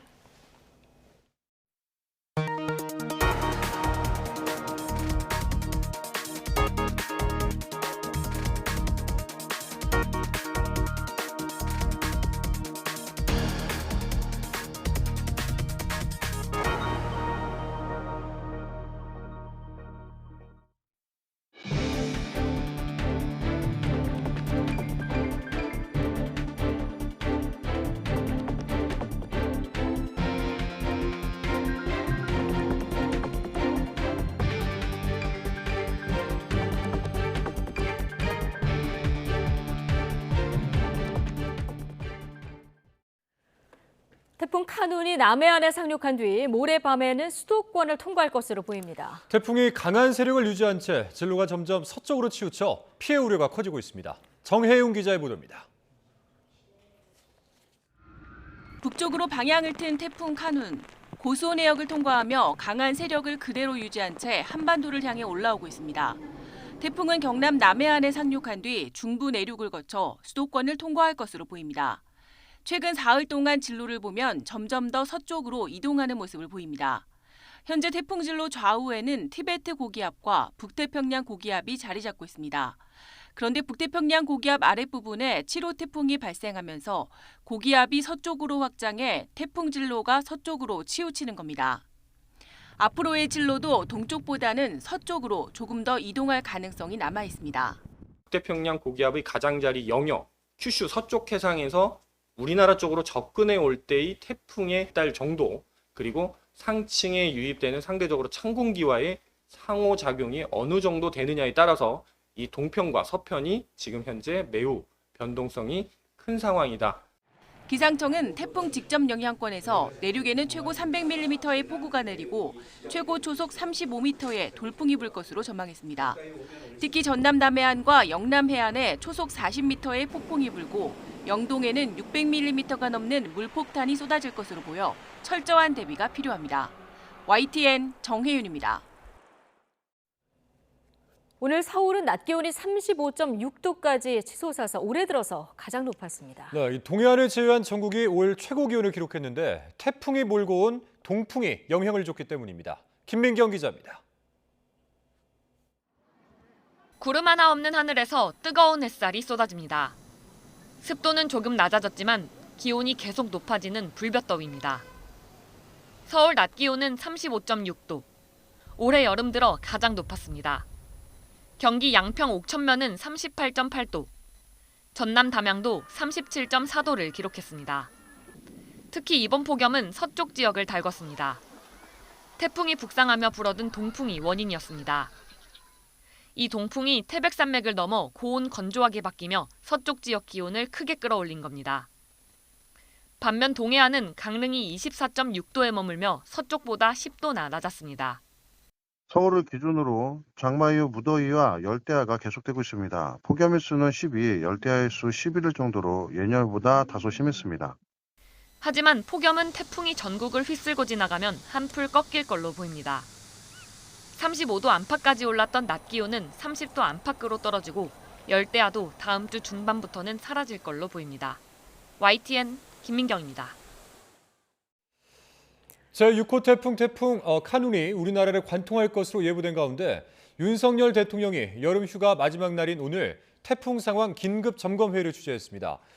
윤 대통령은 오늘 오후 용산 대통령실에서 대통령실 참모들과 한덕수 국무총리, 17개 부처 장관, 청장, 시도지사들이 대면 또는 화상으로 참석한 회의에서 태풍 이동 경로와 폭염 상황 등을 점검한 뒤 호우 피해 복구가 완료되지 않았는데 태풍 소식으로 국민의 근심이 큰 만큼 대비에 만전을 기하라고 당부했습니다. 이어서 과거 재난 대응의 미비점이 반복돼서는 안 된다면서 인명피해 예방을 위해 중대본을 중심으로 관계기관이 최선을 다하라고 강조했습니다. 태풍 카눈의 북상에 따라 새만금 야영지에서 조기 철수한 3만여 명의 잼버리 대원들은 수도권을 비롯한 전국 8개 시도로 뿔뿔이 흩어졌습니다. 하지만 당일 아침까지도 대원들의 행선지가 제대로 정해지지 않아 현장에서는 혼란이 빚어졌습니다. 박정영 기자가 현장 다녀왔습니다. 서울 서대문구 명지대학교 앞에 관광버스가 멈춰섭니다. 스카우트 단복에 밀짚 모자까지 쓰고 몸집만한 가방을 들고 내리는 무리. 전북 새만금 잼버리 야영지에서 올라온 스위스 스카우트 대원들입니다. 태풍 카눈의 한반도 관통 예보에 이어 조기 철수가 결정되자 대원들은 하루아침에 야영지를 떠나야 하는 신세가 됐습니다. 수도권 등의 묵을 곳을 찾아 방학 동안 비어있는 대학 기숙사까지 옮겨온 겁니다. 서울의 대형교회도 자체 수련회 일정을 조정해 수천 명을 수용할 수 있는 시설을 제공하고 스페인과 프랑스 대원 수백 명을 받았습니다. 소불고기하고 해물 동그란전 청년들이 좋아하는 메뉴를 해서 최대한 잘 해주려고 지금 다 준비하고 있습니다. 9시 전에 연락 받아서 프랑스 360명 출발한다는 동시에 준비하고 있고 대학과 기업, 종교계까지 너도 나도 내민 손길에 대원 3만 7천여 명이 머물 곳은 하루 만에 간신히 마련됐습니다. 하지만 정부가 잼버리 참가자들을 수용할 숙소도 확정하지 않은 상태에서 철수부터 발표하면서 현장에선 혼란이 불가피했습니다. 뭐 몇 명이 오겠다고 이게 아니고 서울시하고 뭐 이런 데서 요청이 들어와서 우리가 알겠다, 해주겠다 이렇게 한 상태인데 아직 몇 명이 온다 이게 없어요. 제대로 된 인솔자 한 명도 없이 달랑 참가자들만 버스에 태워 보내며 엉뚱한 곳에 내렸다가 다시 짐을 싸고 이동하는 진풍경까지 벌어졌습니다. 앞서 주최 측은 애초 태풍이 예보될 경우 인근 지역 9호소 300여 곳에 참가자들을 대피시킨다는 매뉴얼이 마련돼 있다고 밝혔을 뿐 수도권 비상대피 계획은 전혀 없었습니다. 이에 대해 정부는 9호소는 영지로 돌아온다는 전제하에 마련된 일시 수용소라며 이번 태풍은 전국적인 재난으로 판단돼 수도권 이동을 결정했다고 해명했습니다. 열악한 환경에 폭염으로 온열 질환자가 속출하며 개막부터 탈만했던 잼버리. 전국이 태풍 영향권에 접어드는 가운데 남은 나흘 동안 대체 프로그램을 통해 부실 잼버리 비판을 만회할 수 있을지 주목됩니다. YTN 박정현입니다. 네, 잼버리 대원들은 새로운 장소에서 남은 일정을 소화하고 있습니다. 텐트 대신 숙소에 짐을 풀고 각 지자체가 마련한 문화관광 체험에 참여하면서 잼버리와는 또 다른 추억을 쌓을 예정입니다. 이상훈 기자입니다. 버스에서 스카우트 대원들이 내립니다. 새만금 야영장을 떠나 세종시에 도착한 불가리아 대표단입니다. 시청에서 간단한 환영식을 끝내고 세종대왕 동상 앞에서 기념사진도 남깁니다. 금강산도 식후경, 돼지 석갈비가 포함된 정갈한 한정식을 먹으며 야영으로 지친 몸을 달래봅니다. Although I'm not very used to spicy food, it is quite welcoming. I really enjoy it. 무더위에 지쳤을 대원들을 생각해 문화체험은 실내 시설에서 진행됐습니다. 대원들은 더위를 피해 실내에서 암벽 등반도 배우며 색다른 추억을 만들었습니다. 3D 펜으로 게임 캐릭터를 만들고 우리나라 대표 간식인 떡볶이를 직접 요리해 먹어보며 즐거운 한때를 보냈습니다. But here in Sejong City, it's really nice. We really like it. All of the kids are experiencing very nice things here. So thank you for your really nice accommodating us here. 새만금 야영지를 떠나 충청권에만 만여 명의 스카우트 대원들이 대학 기숙사와 사찰, 기업 연수원 등의 짐을 풀었습니다. It's nice, cool, comfortable, and I'm really happy with this place. I'm thankful for staying here. It's amazing. Finally get to rest my back a bit. 이들은 남은 잼버리 기간에 각 지역의 주요 관광지를 방문하고 전통 문화 등을 체험하며 일정을 소화할 예정입니다. 젊은이들이 여기서 좋은 인상을 받고 가면 그만큼 우리 도를 홍보하는 격이기 때문에 일부러 홍보 효과를 거둘 수 있다고 봅니다. 대원들은 예정보다 일찍 야영장을 떠난 것을 아쉬워하면서도 새로운 체험에 대한 기대감을 나타냈습니다. YTN 이상곤입니다. 새만금 세계 스카우트 잼버리의 대미를 장식할 K-팝 공연이 오는 11일 오후 7시부터 2시간 동안 서울 월드컵 경기장에서 열립니다. 잼버리 폐영식도 같은 곳에서 K-팝 공연에 앞서 진행될 예정입니다. 콘서트 출연 아티스트 등 공연의 구체적인 구성과 진행 내용은 조만간 공개할 예정인데 뉴진스 등의 출연이 유력한 것으로 알려졌습니다. 박보균 문화체육관광부 장관은 태풍의 진로 변동 때문에 K-팝 공연 계획이 불가피하게 변경돼 안타깝고 아쉽지만 11일 공연은 4만여 스카우트 대원들이 K-컬처의 매력과 진수를 경험하고 하나가 되면서 잼버리 대회의 피날레를 감동적으로 장식할 것이라고 말했습니다. 한덕수 국무총리는 폭염 대비 부족과 운영 미숙 등으로 비판받은 새만금 세계 잼버리 대회와 관련해서 원인 여하를 밝히는 문제는 잼버리가 잘 끝나고 하는 게 옳다고 생각한다고 말했습니다. 한 총리는 대회 운영이 제대로 안 된 원인이 뭐라고 보느냐는 물음에 앞으로 어떻게 하면 더 잘할 수 있는지 검토해야 한다며 이같이 답했습니다. 이어서 정부 차원 조사나 감찰 가능성이 있느냐는 질문에도 지금으로서는 잼버리를 잘 마치는 게 최우선 순위이기 때문에 그런 문제를 언급하는 것은 적절하지 않을 것 같다고 즉답을 피했습니다.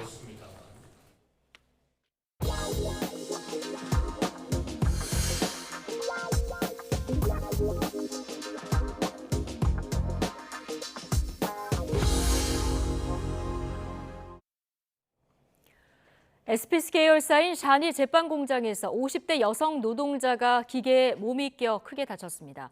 지난해 다른 계열사 공장에서 20대 여성 노동자가 숨진 뒤 그룹 회장까지 나서서 안전관리 강화를 공언했지만 최근 들어서 매달 노동자 산재가 끊이지 않고 있습니다. 윤태인 기자의 보도입니다.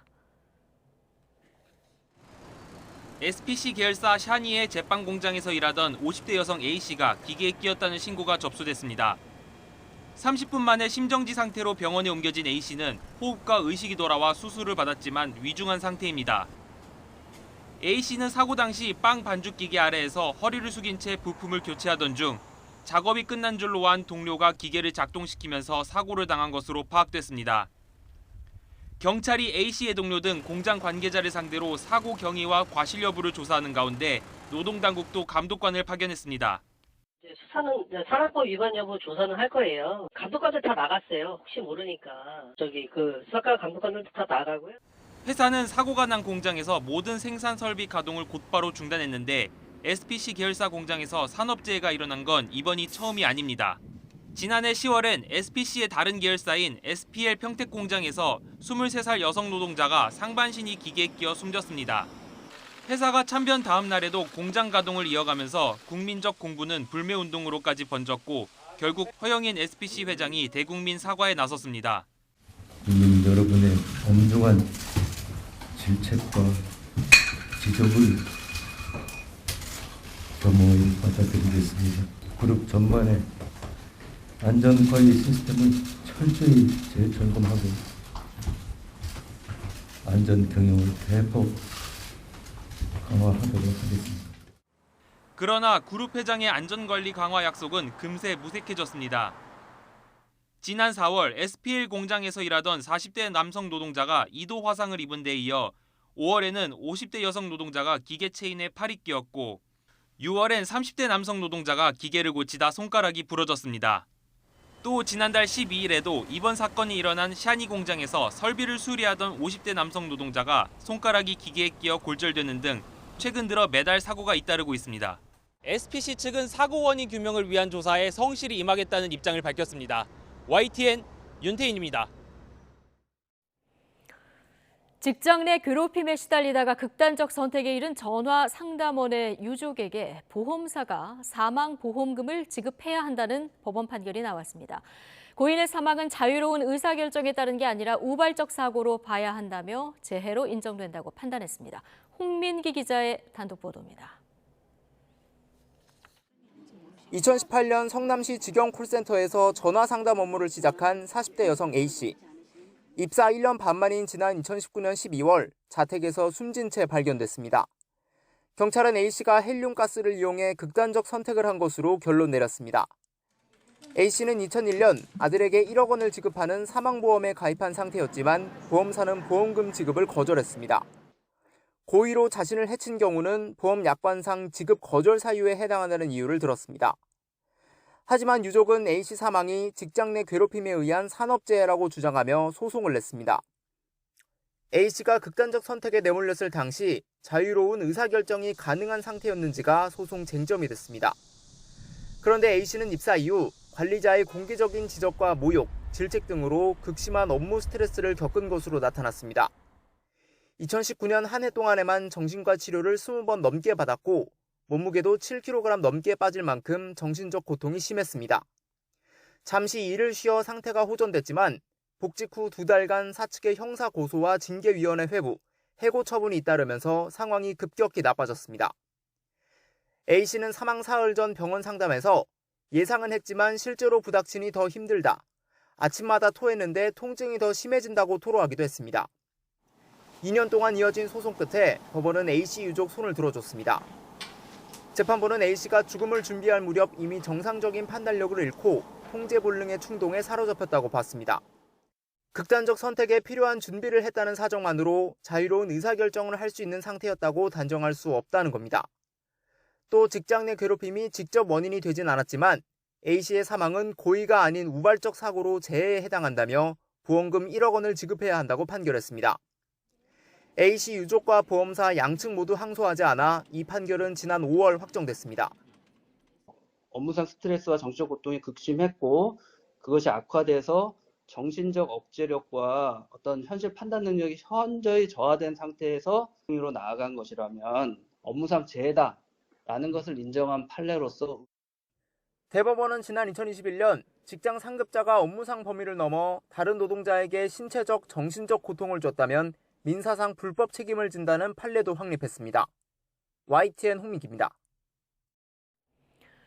경기 성남시 분당 서현역 인근에서 14명의 사상자를 낸 혐의를 받는 22살 최원종이 모레 검찰에 넘겨질 예정입니다.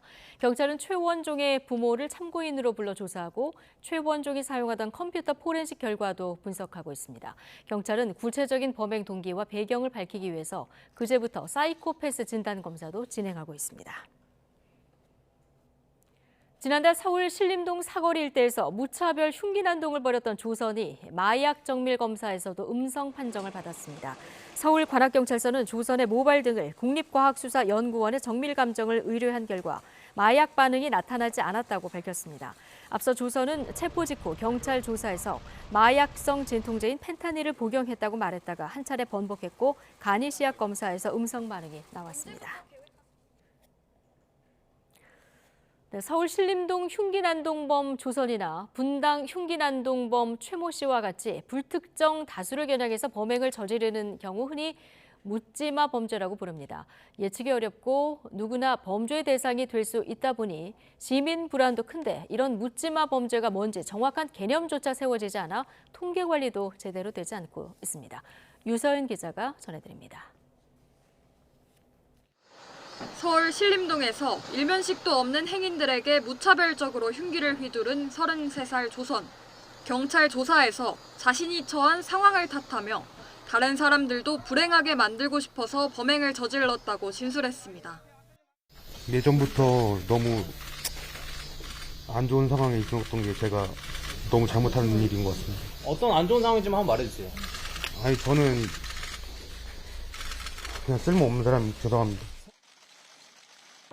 충격이 채 가라앉기도 전에 경기 성남 분당구에서 일어난 차량 돌진과 흉기 난동 사건에서도 피의자와 피해자들 사이엔 아무런 연관관계가 없었습니다. 이처럼 불특정 다수를 공격하는 이른바 묻지마 범죄에서는 누구든 범죄의 표적이 될 수 있다 보니 시민들의 불안감도 큽니다. 하늘에서는 편히 쉬시라고 썼어요. 친구들이랑 자주 오가던 데라 가지고 되게 길거리 다니기 무섭고 되게 제가 피해자가 될 수도 있는 그런 상황인 거라서. 사회 불평등과 양극화 현상이 심화하는 가운데 분노형 범죄가 반복되면서 경찰도 지난해 1월 묻지마 범죄 전담 회의체를 꾸렸습니다. 우선 묻지마 범죄의 이면에 숨겨진 원인이 있을 거라고 보고 공식 명칭부터 이상동기 범죄로 새로 정립했습니다. 그러나 정작 이상동기가 무엇인지는 구체적으로 정의하지 않아서 이런 범죄의 규모가 얼마나 되는지 제대로 통계조차 내지 못하고 있습니다. 이에 대해 경찰 관계자는 학계에서도 개념 정의가 명확히 이뤄지지 않았고 범행 동기는 검찰 수사 때 드러나는 경우도 있어서 경찰 단계에서 집계를 내놓기는 쉽지 않다고 해명했습니다. 이런 가운데 범죄라는 이유로 수사기관에만 해법 마련의 책임을 떠넘겨선 안 된다는 비판도 나옵니다. 한국형사정책연구원의 연구 결과를 보면 묻지마 범죄자의 75%가 전과자로 72.9%는 소득이 아예 없었던 것으로 나타났습니다. 경찰, 복지, 지자체, 교육 등등이 여러 기관이 함께 참여를 해서 사건 이면의 근본적인 문제가 무엇인가를 실증적으로 파악을 하고 관련 기관이 머리를 맞대는 범정부적 접근이 필요한데 국가의 정책 우선순위에 들어가 본 적이 없었던 전과와 경제적 빈곤, 사회적 단절 등이 복잡하게 얽히며 묻지마 범죄를 낳을 수 있는 만큼 여러 기관이 머리를 맞대고 다양한 관점에서 근본적인 해법을 모색해야 한다는 지적입니다. YTN 유서연입니다.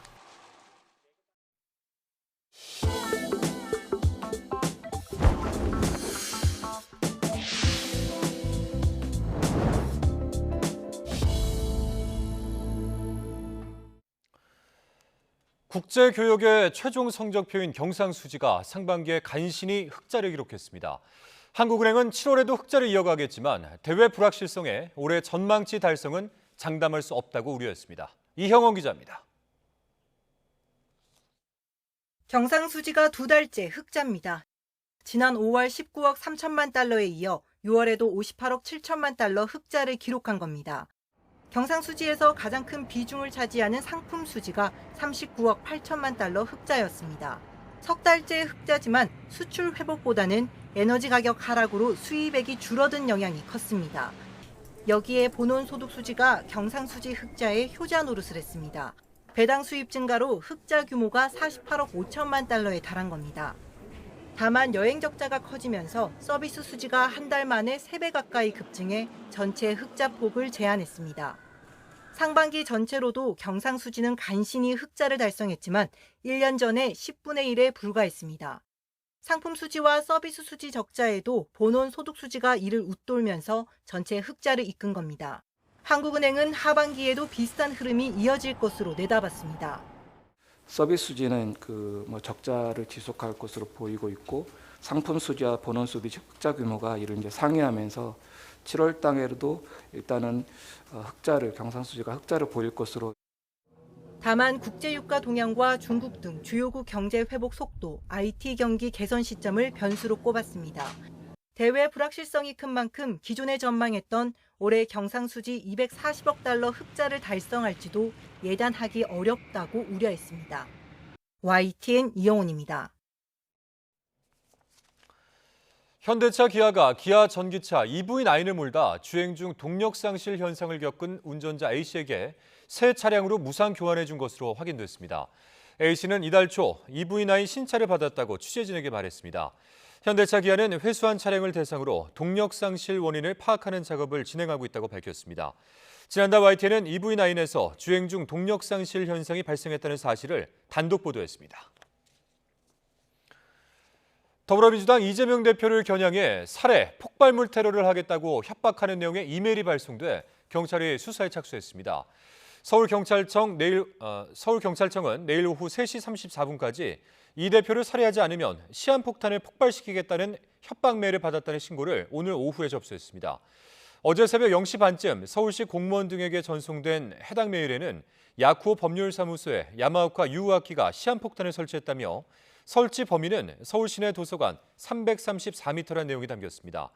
작성자는 영어로 서울 여러 곳, 특히 지하철에 폭탄을 설치했다고도 적었습니다.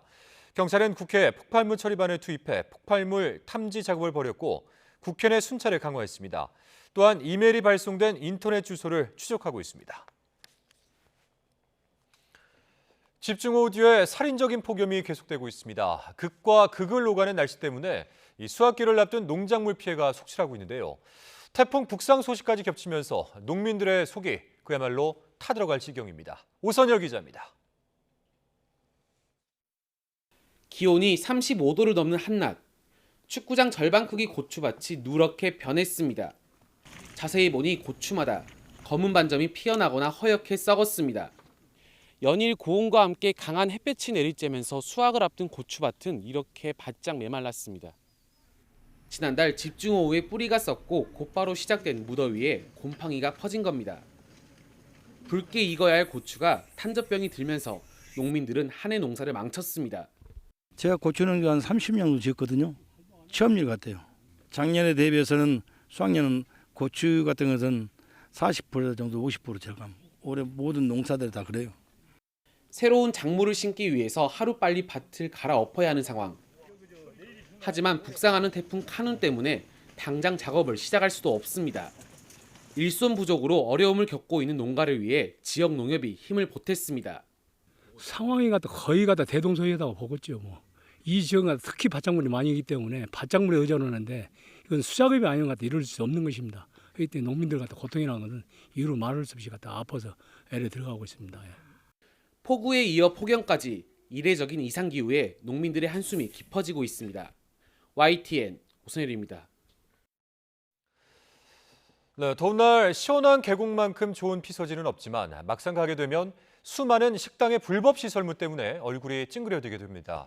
계곡을 사실상 점거하고 음식값으로 수십만 원을 요구하는데 지자체와 산림청이 아무리 단속을 해도 벌금 냈으니 되지 않느냐 이런 식의 반응이라고 합니다. 권준수 기자가 직접 현장에 다녀왔습니다.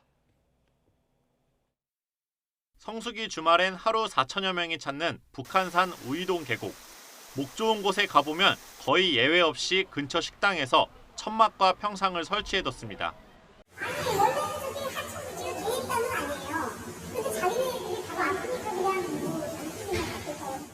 물가로 내려가는 길이 식당에 막히면서 음식을 주문하지 않고선 계곡물에 발을 담그기조차 어렵습니다. 그런데 음식값은 웬만한 사람은 깜짝 놀랄 만한 수준입니다. 술이랑 이런 거 얼마 정도 나온 거 한 상에? 한 상에 25만 원. 세트가 25만 원이지 술값을 따르고. 길만 틀어막은 게 아닙니다. 계곡물을 끌어와 식당 안 수영장에 채워넣기도 하는데 여기서 나온 오염수는 별다른 여과 조치 없이 계곡으로 그대로 흘려보냅니다. 시설물도 오염수 무단 방류도 모두 불법이지만 식당 주인은 아랑곳하지 않습니다. 아니지, 거제는 그거는 불법이야. 이곳 계곡에서 적발된 불법 사항은 지난해에만 60여 건. 행정 명령을 해서 좀 자진 철거할 수 있도록 하고 만약에 시정이 되지 않을 경우에는 또 이제 처벌을 하는. 하지만 식당 한 곳에 부과되는 변상금은 평균 200만 원. 손님에게 백숙 8쌍만 팔면 받을 수 있는 금액입니다. 불법을 저질러 얻는 이득에 비해 처벌은 터무니없이 약하다 보니 올해도 바뀐 건 없고 피해는 계곡에 피서를 온 시민들에게 고스란히 돌아갑니다. 늘어나는 민원에 지자체도 올해 처음으로 합동 단속반을 꾸린 가운데 자연도 훼손되고 또 계곡을 찾는 사람들한테도 많은 불편함이 있고 또 합동 단속반을 구성했다는 것은 적극적으로 저희가 계곡에 대해서 정비를 하겠다라는 의지를 가지고서 모두가 함께 누려야 할 자연을 시민의 품으로 돌려줄 근본적 방법을 찾아야 한다는 지적이 나옵니다. 시민들이 계곡을 무료로 개방 이용할 수 있으면서 이제 좀 저렴한 가격에 식당이 준비가 돼서 거기서 좀 이제 취식할 건 취식하고 물놀이는 물놀이 할 수 있고 좀 이렇게 개선되었으면 하는 바람입니다. YTN 권준수입니다.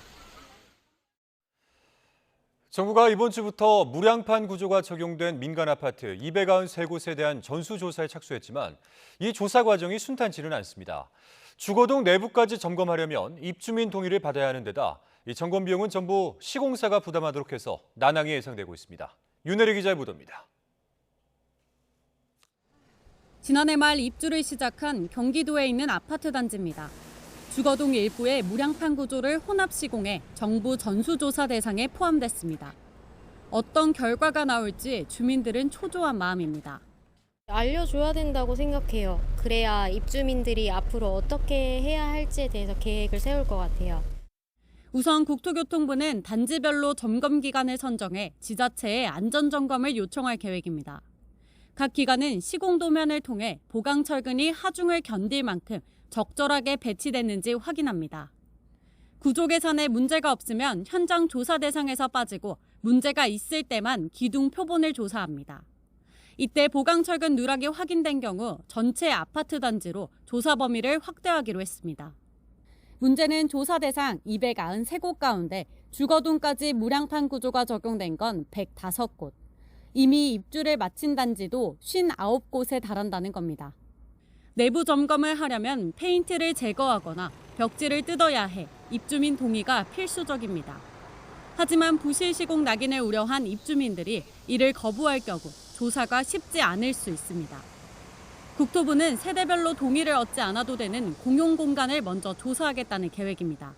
굳이 실내 조사를 들어가지 않고 공용 부분, 엘리베이터라든지 계단이라든지 바깥의 공용 공간을 통해서 그 주거동에 그 적용된 이 무량판 구조에 과연 시공이 제대로 됐는지 안 됐는지를 우리가 직접 또는 간접적으로 유추해서 검사할 수 있는 방법이 많이 있습니다. 원칙적으로 시공사가 모두 감당해야 하는 점검 비용도 부담입니다. 국토부는 시공사가 비용을 우선 부담하고 추후 설계와 감리 책임에 따라 구상권을 청구할 수 있도록 하겠다는 계획입니다. 또 현장 점검 시 공정성을 확보하기 위해 지자체와 국토안전관리원 관계자가 입회하도록 하겠다는 방침입니다. YTN 윤혜리입니다. 네, 영국의 수도 런던 도심 한복판에 뜬금없이 중국 공산당의 24글자 정치구호가 등장했습니다. 벽화로 유명한 예술거리는 하루아침에 논란의 중심에 됐고 지저분한 낙서까지 더해져 흉물로 전락해버렸습니다. 베이징에서 강정규 특파원입니다. 하얀색 벽면에 빨간색 중국어로 24글자가 적혀 있습니다.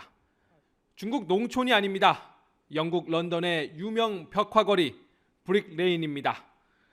지난 5일 밤 누군가 기존 벽화를 흰색으로 덧칠한 뒤 중국 공산당의 정치 선전 구호를 써놓은 겁니다. 이튿날 담벼락은 낙서투성이로 변했습니다. 민주, 자유와 같은 글자 앞에 부정의 말을 덧붙이거나 시진핑 주석의 퇴진을 촉구하기도 합니다. 영어는 물론 중국어로 된 낙서도 많습니다. 이 작업을 기획한 사람은 영국에서 예술을 배우고 있는 중국인 유학생. 서구 문화 식민주의에 대한 항의를 행위예술로 표현했다고 주장했습니다. 그러나 현지인들은 다른 문화를 싹 지우고 아무 의미 없는 24글자를 적어 넣었다며 매우 중국스러운 작품이라고 깎아내렸습니다. 중국 공산당의 선전선동이 얼마나 반미학적인지 폭로한 것이라면 성공했다는 평가도 나왔습니다. 2012년 시진핑 주석이 처음 집권하면서 제창한 사회주의 핵심 가치관. 중국 각지엔 각종 선전물이 들어섰습니다.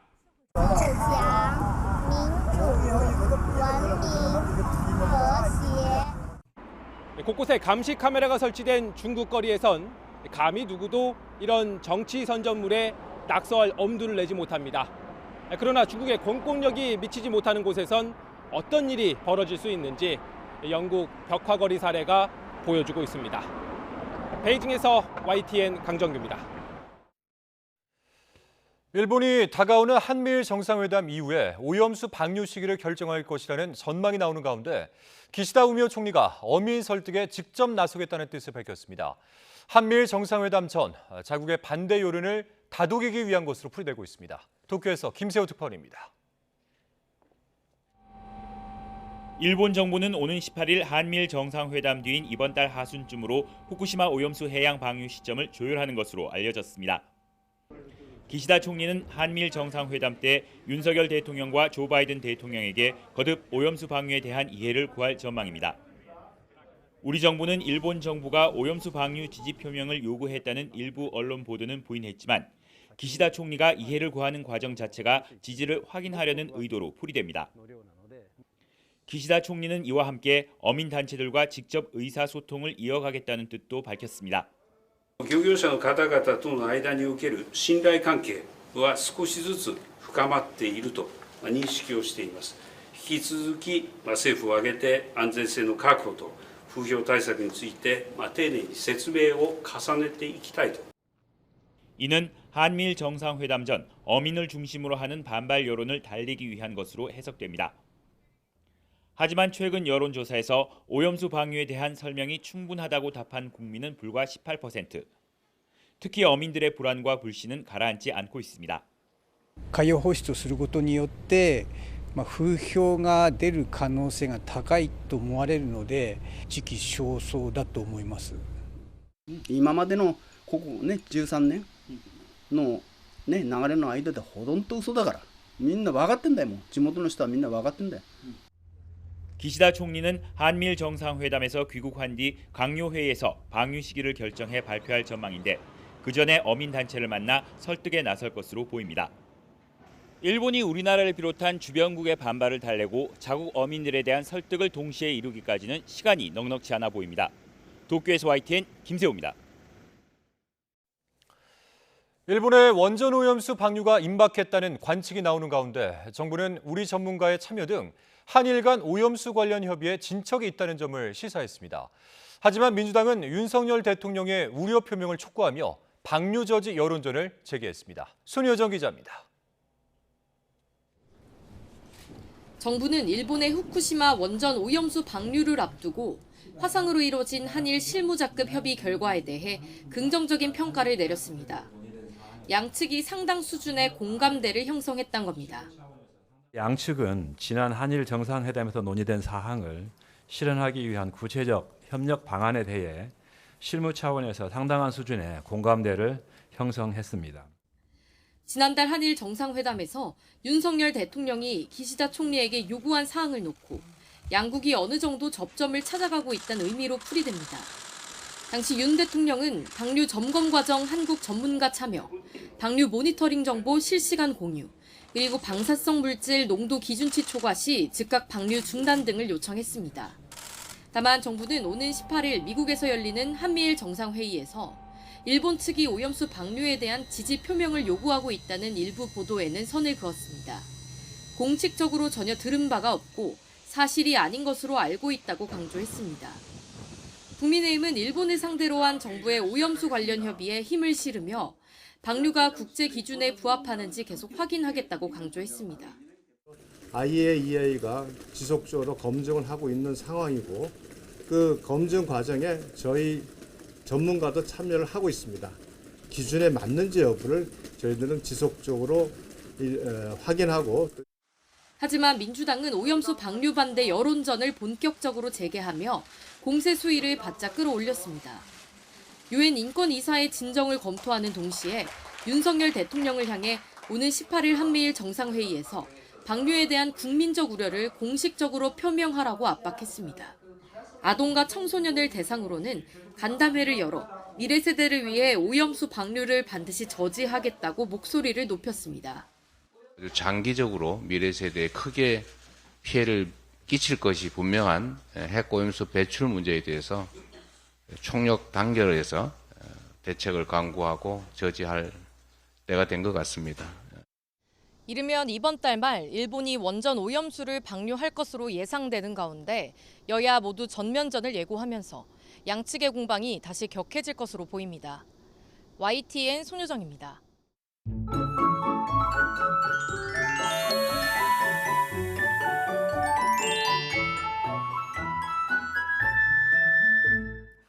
내일부터는 폭염이 아닌 태풍에 대비하셔야 합니다. 6호 태풍 카눈이 일본 규슈 서쪽 해상을 거쳐 내일 밤사이 남해로 진출한 뒤 모레 오전에 남해안에 상륙할 것으로 보이는데요. 이후 계속해서 북상하면서 모레 밤사이에는 수도권을 통과할 것으로 예상됩니다. 이에 따라 동해안과 제주도에 이어 내일 오전에는 남해안으로, 오후에는 충청 이남으로, 밤에는 전국으로 비가 확대되겠고 제주도와 남부지방부터 점차 비바람이 거세지겠습니다. 영동의 많은 곳은 600mm 이상, 영남과 제주 산간에는 400mm 이상, 호남에도 300mm 이상의 물폭탄이 떨어지겠고 서울 등 내륙에도 최고 200mm의 폭우가 쏟아지겠습니다. 또 전남 남해안과 영남 해안에는 초속 40m 안팎, 그 밖에 다른 지역에도 초속 15에서 35m의 매우 강한 바람이 불겠습니다. 여기에 해안가에는 높은 파도로 인한 폭풍 해일도 우려되는 만큼 피해 없도록 대비 철저히 해주시기 바랍니다. 내일 서울 아침 기온이 26도, 대전 25도, 광주 26도, 부산 27도로 오늘 밤 사이에도 곳곳에 열대야가 나타나겠습니다.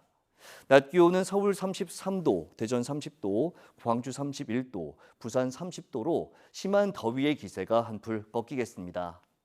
중부지방은 금요일 오전까지 비가 오겠고 태풍이 지나면서 폭염이 누그러질 전망입니다.